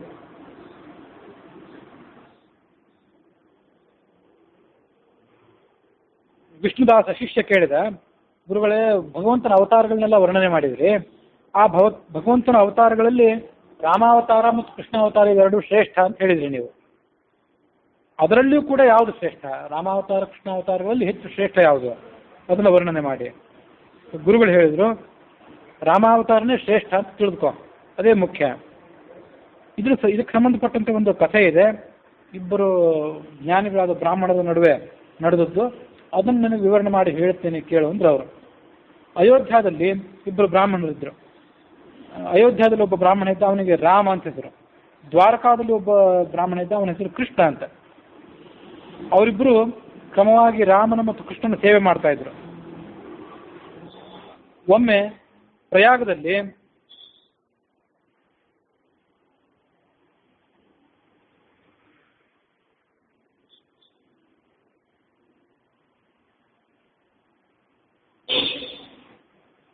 ಪ್ರಯಾಗ ಕ್ಷೇತ್ರದಲ್ಲಿ ಮಾಘ ಮಾಸದಲ್ಲಿ ಅವರಿಬ್ಬರು ಕೂಡ ಸೇರ್ಕೊಂಡಿದ್ರು. ಇಬ್ಬರು ಸ್ನಾನ ಮಾಡಿದ್ರು. ಆ ತ್ರಿವೇಣಿ ಸಂಗಮದಲ್ಲಿ ಭಗವಂತನಿಗೆ, ವೇಣಿ ಮಾಧವನಿಗೆ ಪೂಜೆ ಸಲ್ಲಿಸಿದ್ರು. ಪೌರಾಣಿಕರೊಬ್ರು ಯಾರೋ ಕಥೆ ಹೇಳ್ತಾ ಇದ್ರು, ಅದನ್ನು ಕೇಳಲಿಕ್ಕೆ ಅಂತ ಕೂತ್ಕೊಂಡ್ರು ಅವನ ಎದುರಿಗೆ. ಅಲ್ಲೇ ಕಥಾ ಪ್ರಸಂಗದಿಂದ ರಾಮನ ಕಥೆ ಬಂತು. ರಾಮನ ಕಥೆ ಬಂದಾಗ ರಾಮ ಅಂತ ಒಬ್ಬ ಬ್ರಾಹ್ಮಣ ಇದ್ದ, ಅದನ್ನ ಆ ಕಥೆಯನ್ನು ಕೇಳಿ ಬಹಳ ಸಂತೋಷಪಟ್ಟ. ಆ ಪೌರಾಣಿಕನಿಗೂ ಕೂಡ, ಪುರಾಣ ಹೇಳುವಂಥ ಆಚಾರ್ಯನಿಗೂ ಸನ್ಮಾನ ಮಾಡಿದ. ಈ ಕೃಷ್ಣ ಅಂತ ಇನ್ನೊಬ್ಬ ಬ್ರಾಹ್ಮಣ ಏನಿದ್ನಲ್ಲ, ಅವನಿಗೆ ಅದನ್ನು ತಡ್ಕೊಳ್ಳಿಕ್ಕಾಗಲಿಲ್ಲ. ಆ ರಾಮನ ಕಥೆಯನ್ನು ಹೇಳ್ತಿರಾಕೆ, ಅದನ್ನು ಕೇಳ್ತಿರಾಕೆ? ಆ ರಾಮ ಅಂಥದ್ದೇನು ಮಹತ್ವದ್ದು ಮಾಡಿದ್ದಾನೆ? ಕ್ಲೇಶಿ, ಜೀವಮಾನ ಪೂರ ಕಷ್ಟನೇ ಪಟ್ಟವನು ಆ ರಾಮ. ಪೂಜಿತೋಪಿ ವೃಥಾವ್ಯಾಸಃ ತ್ವಂ ಮೂಢೋತೀತಿ ವೇದ್ಮ್ಯಹಂ. ಆ ರಾಮನ ಕಥೆಯನ್ನ ಆ ಪಂಡಿತ ಹೇಳಿದ, ನೀವು ಕೇಳಿದ್ರಿ, ಕೇಳಿ ಸಂತೋಷಪಟ್ರೆ. ವ್ಯರ್ಥವಾದ ಕಥೆ ಇದು, ಇದನ್ನ ಯಾತಕ್ಕಾಗಿ ನೀವು ಮಾಡಿದ್ರಿ ಅಂತ ಆತ ನಿಂದನೆ ಮಾಡಿದ. ಅದು ಬಿಟ್ಟು ಬೇರೆ ಯಾವುದಾದ್ರೂ ಪಾವನವಾದಂಥ, ಮನಸ್ಸಿಗೆ ಸಂತೋಷ ಕೊಡುವಂಥ ಕಥೆಯನ್ನು ಹೇಳ್ರಿ, ಕೃಷ್ಣನ ಕಥೆಯನ್ನು ಕೇಳ್ರಿ. ಹೀಗೆ ಕೃಷ್ಣ ಅನ್ನೋ ಬ್ರಾಹ್ಮಣ ಹೇಳಿದಾಗ ಮೊದಲನೇ ಅವನು ಹೇಳಿದ, ರಾಮ ದುಃಖಪಟ್ಟ ಅಂತ ಹೇಳ್ತಾ ಇದೆಯಲ್ಲ, ಅದನ್ನ ಯಾಕೆ ಹಾಗೆ ಹೇಳ್ತೀವಿ? ರಾಮ ದುಃಖಪಟ್ಟ, ಕೃಷ್ಣ ಸುಖಪಟ್ಟ ಅಂತ ನಿನ್ನ ವಾದ ಇದೆಯಲ್ಲ, ಅದಕ್ಕೇನು ಪುರಾವೆ? ಕೃಷ್ಣನ ಚರಿತ್ರ ಅದು ರಮ್ಯ ಯಾಕೆ? ಅದೇ ಬಹಳ ಸುಂದರ ಅಂತ ಯಾಕೆ ಹೇಳ್ತೀವಿ? ಅದನ್ನು ವಿವರಿಸಿ ಹೇಳು. ಇವರು ಎಲ್ಲ ಕೇಳ್ತಾರೆ ಬಂದು ಕುತ್ಕೊಂಡವರು. ಅದೇ ಕೃಷ್ಣೋಪಾಸನೆ ಹೇಳಿದ, ರಾಮನ ಕಥೆ ಕೃಷ್ಣನ ಕಥೆಗಿರುವಂಥ ವ್ಯತ್ಯಾಸ ಏನಿದೆ ಅಂತ ಅದನ್ನೆಲ್ಲ ಹೇಳ್ತೀನಿ, ಎಲ್ಲರೂ ಕೇಳಲಿ ಅದನ್ನ. ರಾಮ ಹುಟ್ಟೋದಕ್ಕಿಂತ ಮೊದಲೇ ಸಂಕಟ ಶುರು. ರಾಮನ ತಂದೆಗೆ, ದಶರಥನಿಗೆ ಶಾಪ, ಆ ಶ್ರವಣ ಕುಮಾರನ ಶಾಪ ಬಂದ್ಬಿಟ್ಟಿತ್ತು. ಹೀಗೆ ಗೋಳು ಸಂಕಟ ಅಲ್ಲಿಂದಲೇ ಪ್ರಾರಂಭ. ಶಾಪಸ್ಯಾದಾಪಿ ಪುರ ತದ್ಧೇತೋ ರಾವಣೇನ ಹಿ ಲಂಕಾಂ ತತ್ಪಿತರವು ನೀತವು. ಹೀಗೆ ದಶರಥನಿಗೆ ಶಾಪ ಬಂದಿತ್ತು. ಮತ್ತೆ ಈ ದಶರಥನನ್ನ ಮತ್ತೆ ಕೌಸಲ್ಯನ್ನ ರಾವಣ ಅಪಹಾರ ಮಾಡಿಬಿಟ್ಟಿದ್ದ. ವಾಲ್ಮೀಕಿ ರಾಮಾಯಣದಲ್ಲಿ ಬಂದಿರಲಿಲ್ಲ ಇದು. ಆನಂದ ರಾಮಾಯಣದಲ್ಲೇ ಬಂದಿತ್ತು. ರಾವಣನ ಆಸ್ಥಾನದಲ್ಲಿ ಒಮ್ಮೆ ಚತುರ್ಮುಖ ಬ್ರಹ್ಮ ಕಥೆಯನ್ನು ಹೇಳ್ತಿದ್ದ. ಕೌಸಲ್ಯಗೆ ಮತ್ತು ದಶರಥ ಇವರಿಬ್ಬರಿಗೂ ಮದುವೆ ಆಗೋದಿದೆ, ಅಲ್ಲಿ ಹುಟ್ಟುವಂಥ ರಾಮ ನಿನ್ನನ್ನು ಕೊಲ್ತಾನೆ ಅಂತ ರಾವಣನಿಗೆ ಹೇಳಿದ. ರಾವಣನಿಗೆ ಅದನ್ನು ಕೇಳಿ ಸಿಟ್ಟು ಬಂದು ಆ ಕೌಸಲ್ಯ ದಶರಥನಿಗೆ ಮದುವೆನೇ ಆಗದಿರುವಂತ ಮಾಡಿಬಿಡ್ತೀನಿ ಅಂತ ದಂಡೆತ್ತಿ ಬಂದಿದ್ದ. ಆ ಕೌಸಲ್ಯನ ಅಪಹಾರ ಮಾಡಿದ್ದ. ದಶರಥನನ್ನ ಅವನ ಮಂತ್ರಿ ಏನು ಸುಮಂತ್ರ ಇದ್ದ, ಅವರಿಬ್ಬರನ್ನ ಸೋಲಿಸಿದ್ದ, ಅವ್ರನ್ನ ಸಮುದ್ರ ಪಾಲು ಮಾಡಿಬಿಟ್ಟಿದ್ದ. ಈ ಕಥೆ ಅಲ್ಲಿ ಆನಂದ ರಾಮಾಯಣದಲ್ಲಿ ಮೊದಲನೇ ಭಾಗದಲ್ಲಿ ಕಂಡಿತ್ತು. ಹೀಗೆ ಅಲ್ಲಿಂದಲೇ ದುಃಖದ ಪ್ರಸಂಗ ಇತ್ತು. ಆದರೆ ನನ್ನ ಕೃಷ್ಣನ ಮಹಿಮೆಯನ್ನು ಏನಂತ ಹೇಳೋದು? ಆತ ಹುಟ್ಟಿದ ಕೂಡಲೇ ತನ್ನ ತಂದೆ ತಾಯಿಗಳಿಗೆ ಸುಖ ಕೊಟ್ಟ. ಇದು ಕತೆ. ಹುಟ್ಟೋಕ್ಕಿಂತ ಮೊದಲು ಕಂಸ ಏನ್ ಮಾಡಿದ್ದ, ದೇವಕಿ ಮತ್ತು ವಸುದೇವ ಇವರಿಬ್ಬರನ್ನು ಪ್ರೀತಿಯಿಂದ ಮದುವೆ ಮಾಡಿಕೊಟ್ಟು, ದೇವಕಿ ಅಂದ್ರೆ ವಸುದೇವನ ಕಂಸನ ತಂಗಿ ಯಾಕೆ, ಹಾಗಾಗಿ ಅವಳನ್ನ ಆತ ಪ್ರೀತಿಯಿಂದ ವಿವಾಹ ಮಾಡಿಕೊಟ್ಟು ಅವರ ರಥವನ್ನು ತಾನೇ ಎಳೆದು ಸಂಭ್ರಮಿಸಿ ಸಂತೋಷಪಟ್ಟ. ಇದು ಕೃಷ್ಣನ ಅವತಾರಕ್ಕಿಂತ ಮುಂಚೆ ನಡೆದಿತ್ತು. ರಾಮನ ಅವತಾರಕ್ಕಿಂತ ಮುಂಚೆ ಬರೀ ಗೋಳು ಅಷ್ಟೇ ಆ ಬ್ರಾಹ್ಮಣ ಹೇಳಿದ. ಆಗ ರಾಮ ಭಕ್ತ ಹೇಳಿದ, ನಚ ಶಾಪೋ ವರೋರ್ಪಿತ, ಅದು ವರ ಏನು ಬಂದ ದಶರಥನಿಗೆ ಶಾಪ ಬಂತು ಅಂತ ಹೇಳ್ತಾ ಇದೆಯಲ್ಲ, ಅದು ಶಾಪ ಏನಲ್ಲ, ಅದು ವರನೇ ಬಂದಿತ್ತು ಅವನಿಗೆ. ಏಕೆಂದ್ರೆ ಅಲ್ಲಿ ತನಕ ಅವನಿಗೆ ಮಕ್ಕಳಿರಲಿಲ್ಲ ಆ ದಶರಥನಿಗೆ. ಮುಂದೆ ಮಕ್ಕಳಾದ್ರು, ರಾಮ ಲಕ್ಷ್ಮಣ ಭರತ ಶತ್ರುಘ್ನರು ಅಂತ 4 ಜನ ಮಕ್ಕಳಾದ್ರು. ಅದೊಂದು ರೀತಿ ವರ ಅದು. ಶ್ರವಣಕುಮಾರನ ಶಾಪ ಏನಲ್ಲ. ಯತ್ಪ್ರಸಾದಾದ ಪುತ್ರಸ್ಯ ನೃಪಸ್ಯ ತನಯಸ್ತಭೂತ್ ತಥಾ ಮದ್ರಾಮ ಭೀತ್ಯಾ ತೌ ನೀತಾವಪಿ ವಿಸರ್ಜಿತವು. ರಾಮನ ತಂದೆ ತಾಯಿಗಳಾದಂಥ ದಶರಥ ಕೌಸಲ್ಯರನ್ನ ರಾವಣ ಅಪಹಾರ ಮಾಡಿದ್ದ ಹೌದು, ಆದರೆ ಅದರಲ್ಲಿ ಒಂದು ಚಮತ್ಕಾರದ ಅಂಶ ಇದೆ. ಈ ರಾವಣ ಅಪಹಾರ ಮಾಡಿದ್ರು ಕೂಡ ಅವರನ್ನು ಕೊಲ್ಲಿಕ್ಕೆ ಧೈರ್ಯ ತೋರಿಸಲಿಲ್ಲ. ಕೈಯಲ್ಲೇ ಇದ್ದವ್ರನ್ನ ಕೊಲ್ಬೋದಿತ್ತಲ್ಲ, ದಶರಥನನ್ನು ಕೊಂದು ಬಿಡ್ಬೋದಿತ್ತು, ಕೌಸಲ್ಯನ ಕೊಂದು ಬಿಡ್ಬೋದಿತ್ತು. ಮುಂದೆ ರಾಮ ಹುಡ್ತಾನೆ ಇರಲಿಲ್ಲ, ತನ್ನನ್ನು ಕೊಲ್ಲುವಂಥ ರಾಮನ ಅವತಾರವೇ ಆಗ್ತಿರ್ಲಿಲ್ಲ, ಕೊಂದು ಬಿಡ್ಬೋದಿತ್ತಲ್ಲ. ಕೊಲ್ಲುವ ಧೈರ್ಯ ಆಗಲಿಲ್ಲ ರಾವಣನಿಗೆ. ಅದಕ್ಕಾಗಿ ಅವನೇನು ಮಾಡಿದ, ಕೌಸಲ್ಯ ಏನೋ ಒಂದು ಪೆಟ್ಟಿಗೆಯಲ್ಲಿಟ್ಟ. ಲಂಕಾನಗರದ ಆ ಸಮುದ್ರ ಏನಿದೆಯಲ್ಲ, ಆ ಸಮುದ್ರದಲ್ಲಿರುವಂಥ ಒಂದು ತಿಮಿಂಗಿಲದ ಬಾಯಲ್ಲಿ ಅದನ್ನ ಇಟ್ಟಿದ್ದ, ಇದನ್ನು ನೀನೇ ಕಾಪಾಡಿಕೊಂಡಿರು ಸುರಕ್ಷಿತವಾಗಿ ಅಂತ. ಕೌಸಲ್ಯನ್ನು ಕೊಲ್ಲಿಲ್ಲ, ದಶರಥನನ್ನು ಸೋಲಿಸಿದ. ದಶರಥ ನೌಕೆಯಲ್ಲಿ ವಿಹಾರ ಮಾಡ್ತಿದ್ದ, ಆ ನೌಕೆಯನ್ನು ನುಚ್ಚು ನೂರು ಮಾಡಿದ. ದಶರಥ ಮತ್ತು ಸುಮಂತ್ರ ಇಬ್ಬರು ಸಮುದ್ರದ ಪಾಲಾದರು. ಅಲ್ಲೇ ಅವ್ರನ್ನ ನಿರ್ಲಕ್ಷ್ಯ ಮಾಡಿ ಹೋಗ್ಬಿಟ್ಟ. ಧೈರ್ಯ ಇದ್ರೆ ಕೊಲ್ಲಬೇಕಿತ್ತು, ಯಾಕೆ ಕೊಲ್ಲಿಲ್ಲ ಅಂದ್ರೆ ರಾಮನ ಭಯದಿಂದ ಆತ ಕೊಲ್ಲಿಲ್ಲ. ರಾಮಭಕ್ತ ರಾಮನ ಸ್ತೋತ್ರ ಮಾಡಿದ. ನಿನ್ನ ಕೃಷ್ಣನ ಕಥೆಯನ್ನು ನೀನು ಹೇಳ್ತಾ ಇದ್ದಿ. ಕೃಷ್ಣ ಹುಟ್ಟೋದಕ್ಕಿಂತ ಮೊದಲು ವಸುದೇವ ಮತ್ತು ದೇವಕಿಯ ವಿವಾಹ ಆಯಿತು, ಕಂಸನೇ ರಥವನ್ನು ಎಳೆದು ಸಂತೋಷಪಟ್ಟ, ಎಲ್ಲ ಸರಿ. ಆದರೆ ಆ ಕೃಷ್ಣನ ಕಾರಣದಿಂದಾಗಿ ಆ ದೇವಕಿ ಮತ್ತು ವಸುದೇವರಿಗೆ ಸೆರೆವಾಸ ಆಯಿತು, ಕಾರಾಗೃಹ ವಾಸ ಆಯಿತು. ಇದಂತ ಕೃಷ್ಣನ ಮಹಿಮೆ. ಈ ರಾಮನ ಭಕ್ತ ರಾಮನನ್ನು ಸ್ತೋತ್ರ ಮಾಡಿದ. ರಾಜಭೋಗ ನಿಷೇಧಾರ್ಥಂ ಶಾಪೋ ಯದುಕುಲಾಯಚ. ಕೃಷ್ಣ ಹುಟ್ಟಿದ ಯಾವ ವಂಶದಲ್ಲಿ? ಯದುವಂಶದಲ್ಲಿ. ಆ ಯದುವಂಶಕ್ಕೆ ಮೊದಲೇ ಶಾಪ, ಯದು ಮಹಾರಾಜನ ಕಾಲದಲ್ಲೇ ಶಾಪ, ಯಯಾತಿ ಮಹಾರಾಜನ ಕಾಲದಲ್ಲಿ. ಏನಂತ, ಯದುವಿನ ವಂಶದಲ್ಲಿ ಮುಂದೆ ಯಾರು ಹುಟ್ಟುತ್ತಾರೆ ಅವ್ರು ಯಾರಿಗೂ ರಾಜ್ಯದ ಅಧಿಕಾರವೇ ಸಿಗದೆ ಹೋಗಲಿ ಅಂತ ಶಾಪ. ಅಂಥ ವಂಶದಲ್ಲಿ ಕೃಷ್ಣ ಹುಟ್ಟಿದ. ಇದೇನು ಅವನ ಮಹಿಮೆ. ಶಾಪದ ಅಂಶ ಆವಾಗ ಕೇಳಿದ್ರವ್ರು ನೆನಪಿದ್ರೆ ಸರಿ, ಇಲ್ಲದಿದ್ರೆ ನೆನಪು ಮಾಡ್ಕೊಳ್ಬೇಕು. ಯಯಾತಿ ಅವನಿಗೆ ಅಕಾಲದಲ್ಲಿ ವೃದ್ಧಾಪ್ಯ ಬಂದಿತ್ತು. ತನ್ನ ಮಕ್ಕಳನ್ನು ಕರೆದು ಹೇಳಿದ, ನಿಮ್ಮ ಯೌವನವನ್ನು ನನಗೆ ಕೊಡಿ, ನನ್ನ ಮುಪ್ಪು ನೀವು ತಗೊಳ್ಳಿ, ಸ್ವಲ್ಪ ಸುಖ ಪಡೋದು ಸಾಕು ಅಂತ ಅನ್ಸಿದ ಮೇಲೆ ನನ್ನ ಯೌವನ ನೀವು ಮರಳಿ ಕೊಡ್ತೀನಿ, ಆ ಮುಪ್ಪನ್ನು ನಾನು ತಗೊಳ್ತೀನಿ ಅಂತ ಹೇಳಿದ್ದ ಯಯಾತಿ. ಎಲ್ಲ ಮಕ್ಕಳು ಅದನ್ನು ಒಪ್ಪಲಿಲ್ಲ. ಯದು ಮೊದಲಾದವರು, ಯದು ದುಷ್ಯು ಅನು ಮೊದಲಾದವರು ಯಾರು ಅದನ್ನು ಒಪ್ಪಲಿಲ್ಲ. ಪುರು ಅನ್ನುವನು ಮಾತ್ರನೇ ತಂದೆಯ ವಾರ್ಧಕ್ಯವನ್ನು ತಾನು ತೆಗೆದುಕೊಂಡು ತನ್ನ ಯೌವನವನ್ನು ಅವನಿಗೆ ಕೊಟ್ಟಿದ್ದ. ಮುಂದೆ ಆತ ಯಯಾತಿ ಮಹಾರಾಜ ಸುಖಾನುಭವಿಸಿದ. ಬೇಕಾದ ಸುಖಾನುಭವಿಸಿ ಸಾಕಾಗಿ ಆ ಯೌವನವನ್ನು ಮಗನಿಗೆ ಕೊಟ್ಟ, ವಾರ್ಧಕ್ಯವನ್ನು ತಾನು ತಗೊಂಡ. ಯಯಾತಿ ಶರ್ಮಿಷ್ಠಾನವರಿಬ್ಬರನ್ನು ಕರೆದುಕೊಂಡು ಆತ ಕಾಡಿಗೆ ಹೋಗಿಬಿಟ್ಟ. ಆ ಪುರುವಿಗೆ, ತನ್ನ ಆಜ್ಞಾವರ್ತಿಯಾದ ಪುರುವಿಗೆ, ನಿನ್ನ ಮಕ್ಕಳು ರಾಜ್ಯ ಆಳಲಿ ಅಂತ ವರ ಕೊಟ್ಟಿದ್ದ. ಈ ದೃಶ್ಯು ಅನು ಯದು ಇವರಿಗೆಲ್ಲರಿಗೂ ಒಬ್ಬೊಬ್ಬರಿಗೂ ಒಂದೊಂದು ಶಾಪ. ನಿನ್ನ ಮಕ್ಕಳಿಗೆ ರಾಜ್ಯಾಧಿಕಾರ ಸಿಗದೇ ಇರಲಿ, ನೀವೆಲ್ಲ ಅನಾಗರಿಕರಾಗ್ರಿ, ಅವೈದಿಕರಾಗಲಿ ಅಂತ ಹೀಗೆ ಒಬ್ಬೊಬ್ಬರಿಗೆ ಒಂದೊಂದು ಥರದ ಶಾಪ ಕೊಟ್ಟಿದ್ದ. ಇದು ಹರಿವಂಶಾದಿಗಳಲ್ಲಿ ಎಲ್ಲ ಕಡೆ ಬಂದ ಕಥೆ ಅದು. ಅಂಥ ಯಾವ ರಾಜ್ಯ ವಂಶಕ್ಕೆ ರಾಜ್ಯಾಧಿಕಾರವೇ ಇಲ್ವೋ ಅಂಥ ವಂಶದಲ್ಲಿ ಹುಟ್ಟಿದೆ ಕೃಷ್ಣ. ಅದೇನು ಆತನ ಮಹಿಮೆ. ಜನ್ಮಾಪಿ ಬಂದಿಶಾಲಾಯಾಮ್ ವಿಯೋಗಸ್ತು ತಯೋರಪಿ.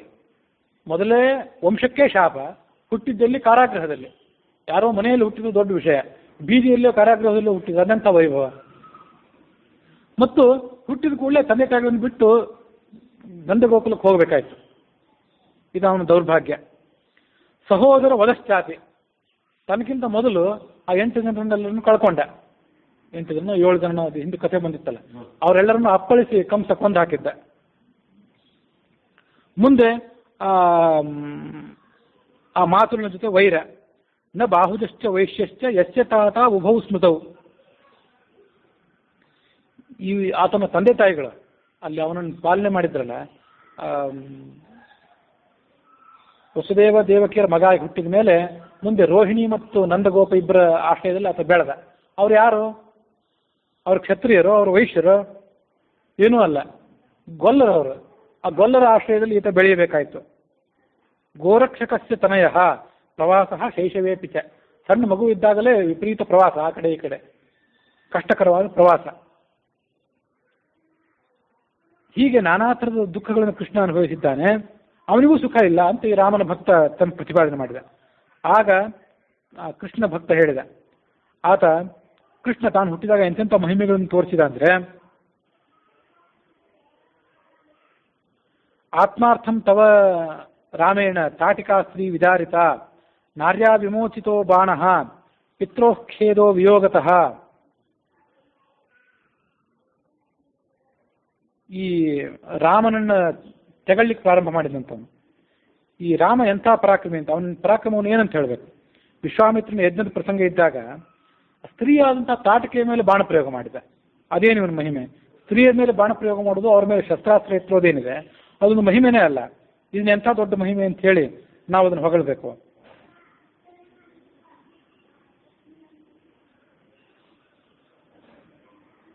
ತಾಟಿಕಾಸ್ತ್ರೀ ವಿದಾರಿತ ವಿಯೋಗ ಪಿತ್ರೋಃಖೇದ ವಿಯೋಗತಃ. ರಾಮ ಲಕ್ಷ್ಮಣರಿಬ್ಬರು ದಶರಥ ಮತ್ತು ಕೌಸಲ್ಯ ಇಬ್ಬರನ್ನ ಬಿಟ್ಟು ಸಣ್ಣ ವಯಸ್ಸಿನಲ್ಲೇ ವಿಶ್ವಾಮಿತ್ರನ ಜೊತೆಗೆ ಕಾಡಿನ ಸಂಚಾರ ಮಾಡಬೇಕಾಯ್ತು. ಹಾಗಾಗಿ ಅವ್ರನ್ನ ಬಿಟ್ಟು ತಂದೆ ತಾಯಿಗಳನ್ನು ಬಿಟ್ಟು ಇರಬೇಕಾಯ್ತು ಆತ. ಇದು ತಂದೆ ತಾಯಿಗಳಿಗೆ ಬಂದು ಒದಗಿದಂಥ ದುಃಖ ಇದು. ದ್ವಿಜಜ್ಞಾನಿಗತ ದುಷ್ಟ ಮಮ ರಾಮೇಣ ತಾಟಿಕ ಮುನಿಯಜ್ಞ ರಕ್ಷಣಾರ್ಥಂ ಮುದಾ ರಾಜ್ಞಾ ಅರ್ಪಿತೌ ಶಿಶು. ತಾಟಿಕಾಳನ್ನು ಯಾಕೆ ಹತ್ಯೆ ಮಾಡಿದ? ರಾಮನ ಭಕ್ತ ಅದನ್ನು ಸಮರ್ಥನೆ ಮಾಡಿದ. ಅವಳು ಮುನಿಗಳಿಗೆ, ಸಾಧು ಸತ್ಪುರುಷರಿಗೆ ತೊಂದರೆ ಕೊಡ್ತಾ ಇದ್ಲು, ಅಂಥವಳನ್ನು ಕೊಲ್ಲಬೇಕಾದಂತಹ ಅನಿವಾರ್ಯತೆ ಇತ್ತು. ಅದಕ್ಕಾಗಿ ಕೊಂದ. ಮತ್ತು ರಾಮ ಲಕ್ಷ್ಮಣರಿಬ್ಬರು ವಿಶ್ವಾಮಿತ್ರನ ಜೊತೆಗೆ ಹೋಗಬೇಕಾದದ್ದು ಯಾಕೆ? ಮುನಿಯ ಯಜ್ಞ ರಕ್ಷಣೆಗಾಗಿ. ದಶರಥ ಅದನ್ನು ಮೊದಲು ಕೊಡ್ಲಿಕ್ಕೆ ಒಪ್ಪದೇ ಇದ್ರೂ ಕೂಡ ಮುಂದೆ ಸ್ವಸಂತೋಷದಿಂದ ಒಪ್ಪಿಸಿಕೊಟ್ಟಿದ್ದ. ಇದು ರಾಮನ ಮಹಿಮೆನೇ ಆಯಿತು. ತವ ಕೃಷ್ಣೇನ ರಕ್ಷಾರ್ಥಮಾತ್ಮನಃ ಪೂತನಾಹತ. ಸ್ತ್ರೀಯನ್ನು ಕೊಂದ ಅಂತ ರಾಮನನ್ನು ನೀನು ತೆಗಳ್ತಾ ಇದೆಯಲ್ಲ, ನಿಮ್ಮ ಕೃಷ್ಣನು ಕೂಡ ಸ್ತ್ರೀಯನ್ನು ಕೊಂದೇ ಇದ್ದ, ಪೂತನೆಯನ್ನು ಕೊಂದಿದ್ದ ತನ್ನ ಆತ್ಮದ ರಕ್ಷಣೆಗಾಗಿ. ತಥಾ ಆತ್ಮಾರ್ಥಂ ಪ್ರಾಣಿ ಹಿಂಸಾ ಬಹುತೇನ ಕೃತಾವ್ರಜೆ.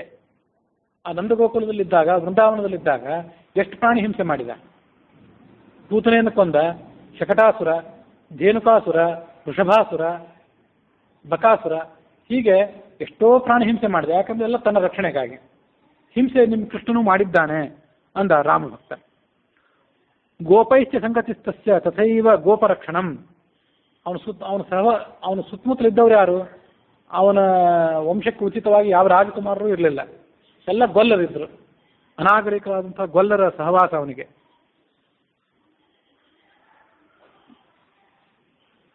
ಗೋವಧ ಸರ್ಪಘಾತಶ್ಚ. ಧೇನುಕಾಸುರನನ್ನು ಕೊಂದಿದ್ದಲ್ಲ, ಅದೊಂದು ಗೋವೇ ಅದು, ಆ ಧೇನುಕಾಸುರ. ಅದನ್ನು ಕೊಂದಿದ್ರ ಮೂಲಕವಾಗಿ ಅವನಿಗೆ ಪಾಪ ಬಂತು. ಸರ್ಪಘಾತಶ್ಚ, ಸರ್ಪರೂಪಿಯಾದಂತಹ ಒಂದು ಅಸುರನನ್ನು ಕೂಡ ಕೊಂದಿದ್ದ. ಖಗ ವಾಜಿ ವಧಸ್ತಧ. ಬಕಾಸುರನನ್ನು ಕೊಂದ. ವಾಜಿ ಕುದುರೆ ರೂಪದಲ್ಲಿದ್ದಂಥ ರಾಕ್ಷಸನನ್ನು ಕೊಂದಿದ್ದ. ರಾಸಭ ಕಟ್ಟೆ ರೂಪದಲ್ಲಿದ್ದಂಥ ರಾಕ್ಷಸನನ್ನು ಕೊಂದಿದ್ದ. ಚೌರ್ಯಂ ದ್ಯೂತಂ ವನೆ ಅಟನಂ, ಬೆಣ್ಣೆ ಕದ್ದಿದ್ದ, ಹಾಲು ಕದ್ದ, ಇದೆಲ್ಲ ಎಂಥ ಮಹಿಮೆ. ದ್ಯೂತಂ, ಆ ಗೋಪಾಲ ಬಾಲಕರೊಡಗೂಡಿ ಜೂಜಾಡ್ತಿದ್ದ. ವನೆ ಅಟನಂ, ನಿತ್ಯ ವನದಲ್ಲಿ ಸಂಚಾರ. ಆ ಕಾಡಿನಲ್ಲಿದ್ದಾಗ ದನಕರುಗಳನ್ನು ಕಾಯಲಿಕ್ಕೆ ಅಂತ ಕಾಡಿಗೆ ಹೋದಾಗ ಆ ಕಾಡಿನಲ್ಲಿ ಮಳೆ, ಥಂಡಿ ಇವುಗಳನ್ನೆಲ್ಲ ಅನುಭವಿಸಬೇಕಾಯ್ತು. ವಿಪರೀತವಾದಂಥ ಬೇಸಿಗೆಯ ಉಷ್ಣತೆಯನ್ನು ಅನುಭವಿಸಬೇಕಾಯ್ತು. ಆ ಥಂಡಿಯನ್ನು, ಮಳೆಯನ್ನು ತಡ್ಕೊಳ್ಳಿಕ್ಕಾಗಿ ಕಂಬಳಿಯನ್ನು ಹೊತ್ಕೊಳ್ಬೇಕಾಯ್ತು. ಮತ್ತು ಆ ಕಾಡಿನಲ್ಲಿ ಅವನಿಗೆ ಎಂಥ ಆಹಾರ ಸಿಕ್ತಿತ್ತೋ ಏನೋ. ಕ್ಷುತ್ರಿಭ್ಯಾಂ ಪೀಡನಂ, ಹಸಿವಿ ನೀರಿಡಿಕೆಗಳಿಂದ ಆತ ಪೀಡೆಗೊಳಗಾಗಬೇಕಾಯ್ತು. ಆ ಗೋಪಾಲಕರು ಉಚ್ಚಿಷ್ಟವನ್ನು ಇತ್ತು ತಿನ್ನಬೇಕು. ಇವರು ಬುತ್ತಿ ತೊಗೊಂಡು ಹೋಗ್ತಾ ಇದ್ರು, ಅವರು ಬುತ್ತಿ ತರ್ತಿದ್ರು, ಪರಸ್ಪರ ಆಹಾರವನ್ನು ಹಂಚ್ಕೋತಾ ಇದ್ರು. ಹೀಗೆ ಗೋಪಾಲಕರು ಉಚ್ಚಿಷ್ಟವನ್ನು ತಿಂದು ಬೆಳೆದವನೀತ. ಮತ್ತು ಇವು ಎಂಥ ದುರಾಸೆ ಅಂದರೆ, ಆ ಬ್ರಾಹ್ಮಣರು ಕೆಲವರಲ್ಲಿ ಯಜ್ಞ ಮಾಡ್ಲಿಕ್ಕೆ ನಿಂತಿದ್ರು. ಆ ಯಜ್ಞ ಮಾಡಲಿಕ್ಕೆ ಅವರೆಲ್ಲ ಆ ಬ್ರಾಹ್ಮಣ ಪತ್ನಿಯರು ಅನ್ನ ಸಿದ್ಧ ಮಾಡ್ಕೊಂಡು ಬಂದಾಗ ಈ ರಾಮಕೃಷ್ಣರಿಬ್ಬರೂ ಸೇರಿ, ಬಲರಾಮಕೃಷ್ಣರಿಬ್ಬರೂ ಸೇರಿ ತಮ್ಮವರ ಜೊತೆಗೂಡಿ ಅವರು ತಂದಂಥ ಅನ್ನ, ಸಿದ್ಧ ಮಾಡಿದಂಥ ಅನ್ನವನ್ನೆಲ್ಲ ತಾವೇ ತಿಂದರು. ಯಜ್ಞಕ್ಕಾಗಿ ಸಿದ್ಧ ಮಾಡಿದ ಅನ್ನವನ್ನು ಇವರು ತಾವು ತಿಂದರು. ಇಂಥ ಹಾವಳಿಯವರು, ಇಂಥ ಉಪಟಳ ಈ ಇಬ್ಬರದು ಬಾಲಕರದು. ಮತ್ತು ತಲೆಂತಲಾಂತರದಿಂದ ಯಾವ ಸಂಪ್ರದಾಯ ಆ ನಂದಗೋಕುಲದಲ್ಲಿ ನಡೆದು ಬಂದಿತ್ತು ಅದಕ್ಕೆಲ್ಲ ಕತ್ತರಿ ಹಾಕಿದ ಈ ಕೃಷ್ಣ. ಏನು ನಡೆದು ಬಂದಿತ್ತು ಅಂದರೆ, ಇಂದ್ರಧ್ವಜ ಪೂಜನಾದಿ, ಇಂದ್ರನ ಪೂಜೆ ಮಾಡ್ತಿದ್ರು ಅವರೆಲ್ಲ ಸೇರಿ. ಆ ಇಂದ್ರನ ಪೂಜೆ ಮಾಡಿ ಅದಕ್ಕಾಗಿ ಇಂದ್ರನಿಗೆ ನೈವೇದ್ಯ ಮಾಡ್ತಿದ್ರು. ಈತ ಆ ಪೂಜೆಯನ್ನು ತಪ್ಪಿಸಿ ಆ ಗೋವರ್ಧನಗಿರಿಗೆ ಪೂಜೆ ಮಾಡ್ತಿದ್ದ. ಆ ಅನ್ನವನ್ನೆಲ್ಲ ತಾನೇ ತಿಂದ. ಈತನ ದುರಾಸೆ ಇದು. ಪರಸ್ತ್ರೀ ಗಮನಂ ಜ್ಯೇಷ್ಠ ನಾರೀಭಿ ಕ್ರೀಡನಂ, ಸಣ್ಣ ವಯಸ್ಸಿನಲ್ಲಿದ್ದಾಗಲೇ ಪರಸ್ತ್ರೀ ಗಮನ ಮಾಡಿದ, ಗೋಪಸ್ತ್ರೀಯರ ಸಹವಾಸ ಮಾಡಿದ, ಹಿರಿಯ ಗೋಪಸ್ತ್ರೀಯರ ಜೊತೆಗೆ ಓಡಾಡ್ತಿದ್ದ. ಮತ್ತೆ ಆ ಸ್ತ್ರೀಯರು ಯಮುನಾ ನದಿಯಲ್ಲಿ ಸ್ನಾನ ಮಾಡುವಾಗ ಅವರು ನಗ್ನರಾಗಿರೋದನ್ನ ಈತ ನೋಡಿದ. ಅವ್ರು ವಸ್ತ್ರಾಪಹಾರ ಮಾಡಿದ್ನಲ್ಲ, ಬೆಂಕಿಯನ್ನು ಕುಡ್ದ. ತಿಂದ ಅನ್ನ ಸಾಕಾಗದೆ ಬೆಂಕಿಯನ್ನು ಬೇರೆ ತಿಂದ ಈತ. ಇದರಲ್ಲಿ ನಂದಗೋಕುಲದಲ್ಲೋ ವೃಂದಾವನದಲ್ಲೋ ಕಾಡ್ಗಿಚ್ಚು ಹಚ್ಕೊಂಡಾಗ ಅದನ್ನೆಲ್ಲ ತಾನೇ ತಿಂದು ಕಾಡ್ಗಿಚ್ಚನ್ನು ನುಂಗಿ ಆ ಗೋಪಾಲ ಬಾಲಕರನ್ನೆಲ್ಲ ಕಾಪಾಡಿದ್ದ ಅಂತ ಕಥೆ. ಅದನ್ನು ಹೇಳ್ತಾನೆ. ಈತ ಮಾಡಿದ ಹಾವಳಿ, ಪೀಡೆ ಅದು ಒಂದಲ್ಲ ಎರಡಲ್ಲ. ಉನ್ಮೂಲನಂ ಯಮಯೋಹೋ ಯಮಳಾರ್ಜುನ ಭಂಜನ ಅಂತ ಆ ಎರಡು ಮತ್ಯ ವೃಕ್ಷಗಳನ್ನು ಬೆಳೆದು ನಿಂತಿದ್ದವು. ತನ್ನನ್ನು ತಾಯಿ ಒರಳು ಕಲ್ಲಿಗೆ ಕಟ್ಟಿದಾಗ ಆ ಒರಳು ಕಲ್ಲನ್ನು ಎಳ್ಕೊಂಡು ಹೋಗಿ ಆ ಮತ್ಯ ವೃಕ್ಷಗಳ ನಡುವೆ ಹೋದ. ಅವು ಎರಡನ್ನು ಕಿತ್ತು ಹಾಕಿದ. ಪರ್ಯೂಷಿತ ಸೇವನಂ, ಯಾವತ್ತು ತಂಗಳನ್ನ ತಿಂತಿದ್ದ. ಬೆಣ್ಣೆ, ಮೊಸರು ಮುಂತಾದವು ಬೇಕು ಅಂತ ಯಾವತ್ತು ರೋದನ ಮಾಡ್ತಿದ್ದ. ತಾಯಿ ಅವನನ್ನು ಬಡಿತಿದ್ಲು. ಮಾತ್ರ ಪ್ರತಾಡನಂ ಗೋಗೋಪಿಕಾಸುಚ ಅಸ್ನೇಹ ಪೂರ್ವಸ್ಥಲ ವಿಸರ್ಜನಂ. ಅಷ್ಟೆಲ್ಲ ಪ್ರೀತಿಯ ಗೋಪಾಲ ಬಾಲಕರು, ಗೋಪಾಲ ಬಾಲಕಿಯರ ಮೇಲೆ ಇಟ್ಟಿದ್ರು. ಇವನು ಆ ಪ್ರೀತಿಗೊಂದು ಬೆಲೆ ತೋರಿಸಿದೆ. ಸಂದರ್ಭ ಬಂತು, ಅಕ್ರೂರ ಕರೀಲಿಕ್ಕೆ ಬಂದ ಅಂತ ಹೇಳಿ ಮಥುರಾನಗರಕ್ಕೆ ಹೋಗಿಬಿಟ್ಟ. ಅವರು ತೋರಿಸಿದ ಪ್ರೀತಿಗೆ ಈತ ಕೊಟ್ಟದ ಬೆಲೆ ಇದು. ಅಲ್ಲಿ ಹೋಗಿ ಏನು ಮಾಡಿದ, ಮತ್ತದೇ ಗಲಾಟೆ. ಆ ರಜಕನನ್ನು ಕೊಂದ, ಅಗಸರವನನ್ನು ಕೊಂದ, ಆನೆಯನ್ನು ಕೊಂದ, ಚಾಣೂರ ಮುಷ್ಟಿಕ ಅನ್ನುವಂಥ ಮಲ್ಲ ಯುದ್ಧರನ್ನು ಕೊಂದರು ಇವರಿಬ್ಬರು. ಮತ್ತೆ ಸೋದರ ಮಾವನನ್ನೇ ಕೊಂದು ಹಾಕಿದ.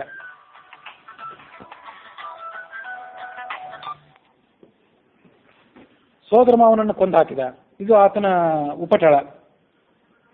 ನೈಷ್ಠುರ್ಯಂ ಆಪ್ತವರ್ಗೇಶು, ಸೋದರ ಮಾವನನ್ನು ಕೊಂದು ಹಾಕಿದ್ರಿಂದ ಆ ಸೋದರ ಮಾವನ ಆಪ್ತರಾದವರು ಇದ್ರಲ್ಲ ಅವ್ರ ಜೊತೆ ಎಲ್ಲ ವಿರೋಧ ಕಟ್ಕೊಂಡ. ರಾಜ್ಯ ಪ್ರಾಪ್ತಿ, ರಾಜ್ಯ ತನ್ನವನ ಅಂತ ಉಗ್ರಸೇನಿಗೆ ಕೊಡಿಸಿದ. ಮತ್ತು ತಾನು ರಾಜ ಆದ್ನ, ತಾನೂ ರಾಜ ಆಗಲಿಲ್ಲ. ಆ ಉಗ್ರಸೇನ ಕೈ ಅಡಿಯಾಳಾಗಿ ತಾನು ಬದುಕಿದ. ಅವನ ಘನತೆಗೆ ಯೋಗ್ಯ ಅಲ್ಲ ಇದು. ಕ್ರೀಡಾ ದಾಸ್ಯ ಕುರೂಪಯ, ಆ ಸೈರಂಧ್ರಿ ಅಂತ ಇದ್ಲಲ್ಲ ಅವಳು, ಆ ಗಂಧ ತುಂಬಿಕೊಟ್ಟಿದ್ದಲ್ಲ ದಾಸಿ ಅಂತ ಕುರೂಪಿಯಾದಂಥ ದಾಸಿಯ ಜೊತೆಗೆ ಇವನು ಸರಸ. ಯುದ್ಧ ಮುಂದೆ ಇಷ್ಟೆಲ್ಲ ಆದರೂ ಮತ್ತೆ ಅಲ್ಲಿಗೆ ಮುಗಿತ. ಎಲ್ಲೋ ಯುದ್ಧ ಮಾಡ್ಲಿಕ್ಕೆ ಹೋದ, ಆ ಯುದ್ಧದಲ್ಲಿ ಸೋಲ್ತಿದ್ದ. ಆ ಜರಾಸಂಧನ ಜೊತೆಗೆ 18 ಬಾರಿ ಸೋತ ಈತ. ಹೆದರಿ ಅಲ್ಲಿಂದ ಓಡಿ ಹೋಗ್ತಿದ್ದ. ವಿಪವೇ ಪೃಷ್ಠ ದರ್ಶನಂ, ಶತ್ರುವಾದ ಜರಾಸಂಧನಿಗೆ ಬೆನ್ನು ತೋರಿಸಿದ್ದ ಈತ. ಗಿರವು ದಗ್ಧ ಪರೈರ್ಜ್ಞಾತ. ಒಮ್ಮೆ ಈ ರಾಮಕೃಷ್ಣರಿಬ್ಬರು, ಬಲರಾಮಕೃಷ್ಣರಿಬ್ಬರು ಗೋಮಂತಕ ಪರ್ವತವನ್ನು ಏರಿ ಕುಳಿತಿದ್ರು. ಜರಾಸಂಧ ಮೊದಲಾದವರು ಇವರಿಬ್ಬರನ್ನು ಕೊಂದು ಹಾಕಬೇಕು ಅಂತ ಹೇಳಿ ಆ ಪರ್ವತಕ್ಕೆ ಸುತ್ತಲೂ ಬೆಂಕಿ ಹಚ್ಚಿದ್ರು. ಇದೆಲ್ಲ ಆವಾಗ ನಡೆದ ಘಟನೆ. ಮತ್ತೆ ಕೊನೆಗೆ ಯಾವ ಪೀಡೆ ಬೇಡ ಅಂತ ಹೇಳಿ ಆ ತಮ್ಮ ಮೂಲ ಸ್ಥಳ ಮಥುರಾನಗರ ಏನಿತ್ತು ಅದನ್ನು ಬಿಟ್ಟು ಜರಾಸಂಧನ ಪೀಡೆಯನ್ನು ರಕ್ಷಿಸಿಕೊಳ್ಳಿಕ್ಕಾಗಿ ಸಮುದ್ರದಲ್ಲಿ ಹೋಗಿ ವಾಸ ಮಾಡಿದ, ದ್ವಾರಕಾ ನಗರವನ್ನು ಕಟ್ಕೊಂಡು ವಾಸ ಮಾಡಿದ. ಅಲ್ಲಿ ಬಲಾತ್ ಶ್ರೀಹರಣಂ ಮತ್ತೆ ಶುರು, ಆ ರುಕ್ಮಿಣಿಯನ್ನು ಬಲಾತ್ಕಾರವಾಗಿ ಅಪಹಾರ ಮಾಡ್ಕೊಂಡು ಬಂದ. ನರಕಾಸುರನನ್ನು ಕೊಂದು ಅವನ ಸಂಪತ್ತನ್ನೆಲ್ಲ ಅಪಹಾರ ಮಾಡ್ಕೊಂಡು ಬಂದ. ಭೌಮಾಸುರ ಪುರದ್ರವ್ಯಹರಣಂ ಪರಸೂನುತಃ ಸ್ವೀಯ ಗೋತ್ರವಧಾರ್ಥಂ ಹಿ ಪಾಂಡುಜಾಯ ಉಪದೇಶಿತಂ. 16,108 ಜನ ಸ್ತ್ರೀಯರನ್ನು ಕಟ್ಕೊಂಡ. ಮುಂದೆ ಇದು ಎಷ್ಟು ಕುತಂತ್ರಿ ಕೃಷ್ಣ ಅಂದರೆ, ಆ ರಾಮಭಕ್ತ ಹೇಳಿದ್ನು, ಪಾಂಡುವಿನ ಮಗನ ಅಂತ ಅರ್ಜುನನಿಗೆ ಗೀತೋಪದೇಶ ಮಾಡಿದ. ಯುದ್ಧ ಮಾಡಲೇಬೇಕು, ಯುದ್ಧ ತಪ್ಪಿಸ್ಬೇಡ. ಆತ ಯುದ್ಧ ಬೇಡ ಅಂತ ಕೂತಿದ್ರೆ ಈತ ಬೀಳಲಿಲ್ಲ. ಯುದ್ಧ ಮಾಡಲೇಬೇಕು, ಅದು ಕರ್ತವ್ಯ ಅಂತ ಉಪದೇಶ ಮಾಡಿದ. ಬರೀ ಅರ್ಜುನಿಗೆ ಉಪದೇಶ ಮಾಡಿದ್ದಲ್ಲ, ಪಂಚಪಾಂಡವರಿಗೂ ಕೂಡ ಅಜ್ಞಾತವಾಸ ಮುಗಿದು ಬಂದ ಮೇಲೆ ಯುದ್ಧ ಮಾಡಿರಿ ಅಂತ ಅವರನ್ನು ಹುರಿದುಂಬಿಸಿದ. ಇದೆಲ್ಲ ಯಾತಕ್ಕಾಗಿ ಮಾಡಿದ ಅಂದರೆ, ಸ್ವೀಯ ಗೋತ್ರವಧಾರ್ಥಂ, ತನ್ನ ಯಾದವರ ದೊಡ್ಡ ಗುಂಪಿತ್ತಲ್ಲ, ಆ ಯಾದವರ ನಾಶವೂ ಕೂಡ ಅಲ್ಲಿ ಆಗಬೇಕಾಗಿತ್ತು. ಅದಕ್ಕಾಗಿ ಈ ಥರ ಎಲ್ಲ ಮಾಡಿದ. ಅದು ಏನಿತ್ತು ಗಮನಿಸಬೇಕು. ಅವಾಗ ಬಂದಿದ್ದ ಕಥೆ ಇರ್ತದೆ. ಕುರುಕ್ಷೇತ್ರದ ಯುದ್ಧದಲ್ಲಿ ಕೌರವರ 11 ಅಕ್ಷೋಹಿಣಿ ಮತ್ತು ಪಾಂಡವರ 8 ಅಕ್ಷೋಹಿಣಿ ಸೈನ್ಯ ನಾಶ ಆಗಿತ್ತಲ್ಲ, ಆ ಕೌರವರ 8 ಅಕ್ಷೋಹಿಣಿಯಲ್ಲಿ ಯಾದವರ ಒಂದು ಗುಂಪಿತ್ತು, ಯಾದವರ ಒಂದು ಸೈನ್ಯ ಬಂದಿತ್ತು. ಯಾಕೆಂದರೆ ಅರ್ಜುನ ಮತ್ತು ದುರ್ಯೋಧನ ಇಬ್ಬರೂ ಕೂಡ ಕೃಷ್ಣನನ್ನ ನಾನು ಯುದ್ಧದಲ್ಲಿ ಸಹಾಯ ಮಾಡಿ ಅಂತ ಕೇಳಲಿಕ್ಕೆ ಬಂದಿದ್ರು. ಕೃಷ್ಣ ಈ ದುರ್ಯೋಧನನಿಗೆ ತನ್ನ ಯಾದವಿ ಸೈನ್ಯವನ್ನು ಕೊಟ್ಟು ಕಳಿಸಿದ್ದ. 10 ಲಕ್ಷ ಜನರ ಒಂದು ಗುಂಪಿತ್ತಲ್ಲ, ತನ್ನಿಂದಲೇ ಹುಟ್ಟಿದವರಾಗಿದ್ದರು ಅವರು, ಅವರನ್ನೆಲ್ಲ ಕೊಟ್ಟು ಕಳಿಸಿದ್ದ. ನಾರಾಯಣಿ ಸೈನ್ಯ ಅಂತ ಕರೀತಾರಂಥವ್ರು.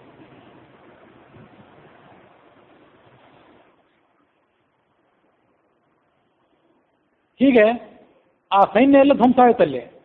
ಕೌರವರು ಪಾಂಡವರು ಮಾತ್ರ ಧ್ವಂಸ ಆಗಿದ್ದಲ್ಲ, ಯಾದವರ ಒಂದು ದೊಡ್ಡ ಭಾಗವೂ ಕೂಡ ಧ್ವಂಸ ಆಯಿತು. ಇದನ್ನೆಲ್ಲ ಇವನೇ ಮಾಡ್ತಿದ್ದು.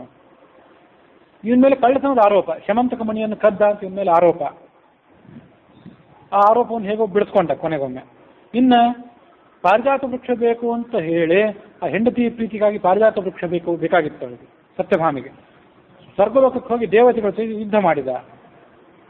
ಇದು ಆತನ ಉಪಟಳ. ಆಗ ಕೃಷ್ಣನ ಭಕ್ತ ಹೇಳಿದ, ಇದೆಲ್ಲ ಕೃಷ್ಣನ ಮಹಿಮೆಗೇನು ಘಾತಕ ಅಲ್ಲ. ಯಾಕೆಂದ್ರೆ ಕಿಂ ತ್ವಂ ಜಲ್ಪಸಿ ಶೃಣ್ವದ್ಯ ತವ ರಾಮಸ್ಯ ಕಾಮಿನಃ ಕಸ್ಯ ಸಾ ದುಹಿತಾ ಭೂಹಿ ಕತಸ್ಥ ವರ್ಣಸಂಕರ. ರಾಮ ಯಾರನ್ನು ಮದುವೆ ಮಾಡ್ಕೊಂಡಲ್ಲ, ಅದು ಸ್ವಲ್ಪ ವಿಚಾರ ಮಾಡಿ ಹೇಳು. ಅವಳು ಕ್ಷತ್ರಿಯೇನು, ರಾಮ ಕ್ಷತ್ರಿಯ ಆದಮೇಲೆ ಕ್ಷತ್ರಿಯ ಕನ್ಯೆಯನ್ನು ಮದುವೆ ಆಗಬೇಕಾಗಿತ್ತು. ಯಾವುದೋ ಭೂಮಿಯಲ್ಲಿ ಹುಟ್ಟಿದಂಥ ಹುಡುಗಿಯನ್ನು ಮದುವೆ ಮಾಡಿಕೊಂಡ. ಅದರ ಮೂಲಕವಾಗಿ ಅವನಿಗೆ ವರ್ಣ ಸಾಂಕರ್ಯ ಬಂತು, ಜಾತಿಗಳನ್ನು ಮಿಶ್ರ ಮಾಡಿದಂಥ ಪಾಪ ಅವನಿಗೆ ಬಂತು. ಮುಂದೆ ಶಿವನ ಧನಸ್ಸನ್ನು ಮುರಿದು ಸೀತೆಯನ್ನು ಮದುವೆ ಮಾಡಿಕೊಂಡ, ಶಿವನಿಗೂ ದ್ರೋಹ ಬಗೆದ. ಪರಶುರಾಮನನ್ನು ಸೋಲಿಸಿ ಅವನಿಗೆ ಅವಮಾನ ಮಾಡಿದ, ಮುದ್ಗಲ ಋಷಿಗೆ ಅವಮಾನ ಮಾಡಿದ್ದ. ಆ ಕಥೆ ನೆನಪು ಮಾಡ್ಕೊಳ್ಬೇಕು. ಈ ರಾಮಲಕ್ಷ್ಮಣಾದಿಗಳು ಮದುವೆ ಮಾಡಿಕೊಂಡು ಅಯೋಧ್ಯ ನಗರಕ್ಕೆ ಬರುವಾಗ ಸೀತೆಯನ್ನು ಪಡ್ಕೊಳ್ಳಿಕ್ಕಾಗಲಿಲ್ಲ ಅಂತ ಸಿಟ್ಟಿಗೆದ್ದು ಕೆಲವು ರಾಜರು ಆ ರಾಮನ ಮೇಲೆ ದಂಡೆತ್ತಿ ಬಂದಿದ್ರು ಅಂತ ಕಥೆ ಬಂದಿತ್ತು. ಆಗ ಭರತ ಶತ್ರುಘ್ನ ಮೊದಲಾದವರು ಮೂರ್ಛೆ ಹೋಗಿಬಿಟ್ರು. ಆ ಮೂರ್ಛೆ ಹೋದಂತಹ ಭರತ ಶತ್ರುಘ್ನರನ್ನು ಎಬ್ಬಿಸ್ಲಿಕ್ಕಾಗಿ ಲಕ್ಷ್ಮಣನಿಗೆ ರಾಮ ಹೇಳಿದ, ಆ ಮುದ್ಗಲ ಋಷಿ ಆಶ್ರಮದಲ್ಲಿ ಕೆಲವು ಗಿಡಮೂಲಿಕೆಗಳಿವೆ, ಅದನ್ನು ತಗೊಂಡು ಬಾ ಅಂತ ಹೇಳಿದ್ದ. ಆ ಮುದ್ಗಲ ಋಷಿಯ ಸಮ್ಮತಿ ಇಲ್ಲದೇನೆ ಲಕ್ಷ್ಮಣ ಅದನ್ನು ತೆಗೆದುಕೊಂಡು ಬಂದಿದ್ದ ಅಂತ ಆನಂದ ರಾಮಾಯಣದಲ್ಲಿ ಕಥೆ ಇರ್ತದೆ. ವಾಲ್ಮೀಕಿ ರಾಮಾಯಣದಲ್ಲಿ ಬಂದಿರಲಿಲ್ಲ. ಆಜ್ಞೆ ಇಲ್ಲದೆ ಆ ಮುದ್ಗಲ ಋಷಿಯ ಆಶ್ರಮಕ್ಕೆ ಹೋಗಿ ಅಲ್ಲಿ ಗಿಡಮೂಲಿಕೆಗಳನ್ನು ತೆಗೆದುಕೊಂಡು ಬಂದಿದ್ದ. ಮತ್ತು ಈ ರಾಮ ಯಾವತ್ತು ಕಾಡಿನಲ್ಲಿ ಸಂಚಾರ ಮಾಡ್ತಿದ್ದ. ತನ್ನ ಪ್ರೀತಿಗಾಗಿ, ತನ್ನ ಹೊಟ್ಟೆ ಹೊರೆಯುವುದಕ್ಕಾಗಿ ಪಶು ಹಿಂಸೆ ಮಾಡ್ತಿದ್ದ. ವನ್ಯಜೀವಿ, ಆ ಕಾಡಿನಲ್ಲಿ ಬೆಳೆದದ್ದನ್ನೇ ಮಾಂಸ ಮೊದಲಾದವನ್ನು ಸ್ವೀಕಾರ ಮಾಡ್ತಿದ್ದ.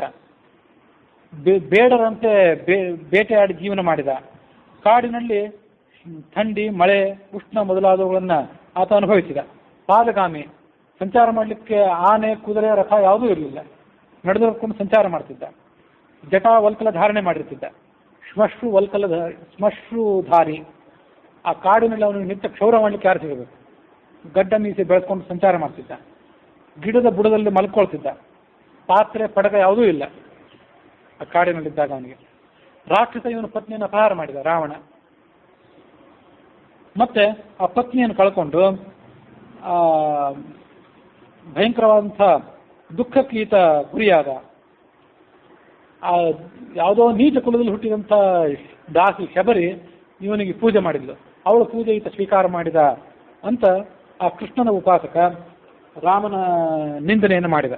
ಅದಕ್ಕೆ ಪ್ರತಿಯಾಗಿ ರಾಮ ಭಕ್ತ ಏನು ಹೇಳಿದ ಅಂತ ಅನ್ನೋದನ್ನು ನಾಳೆ ದಿವಸ ಶ್ರವಣ ಮಾಡೋಣ.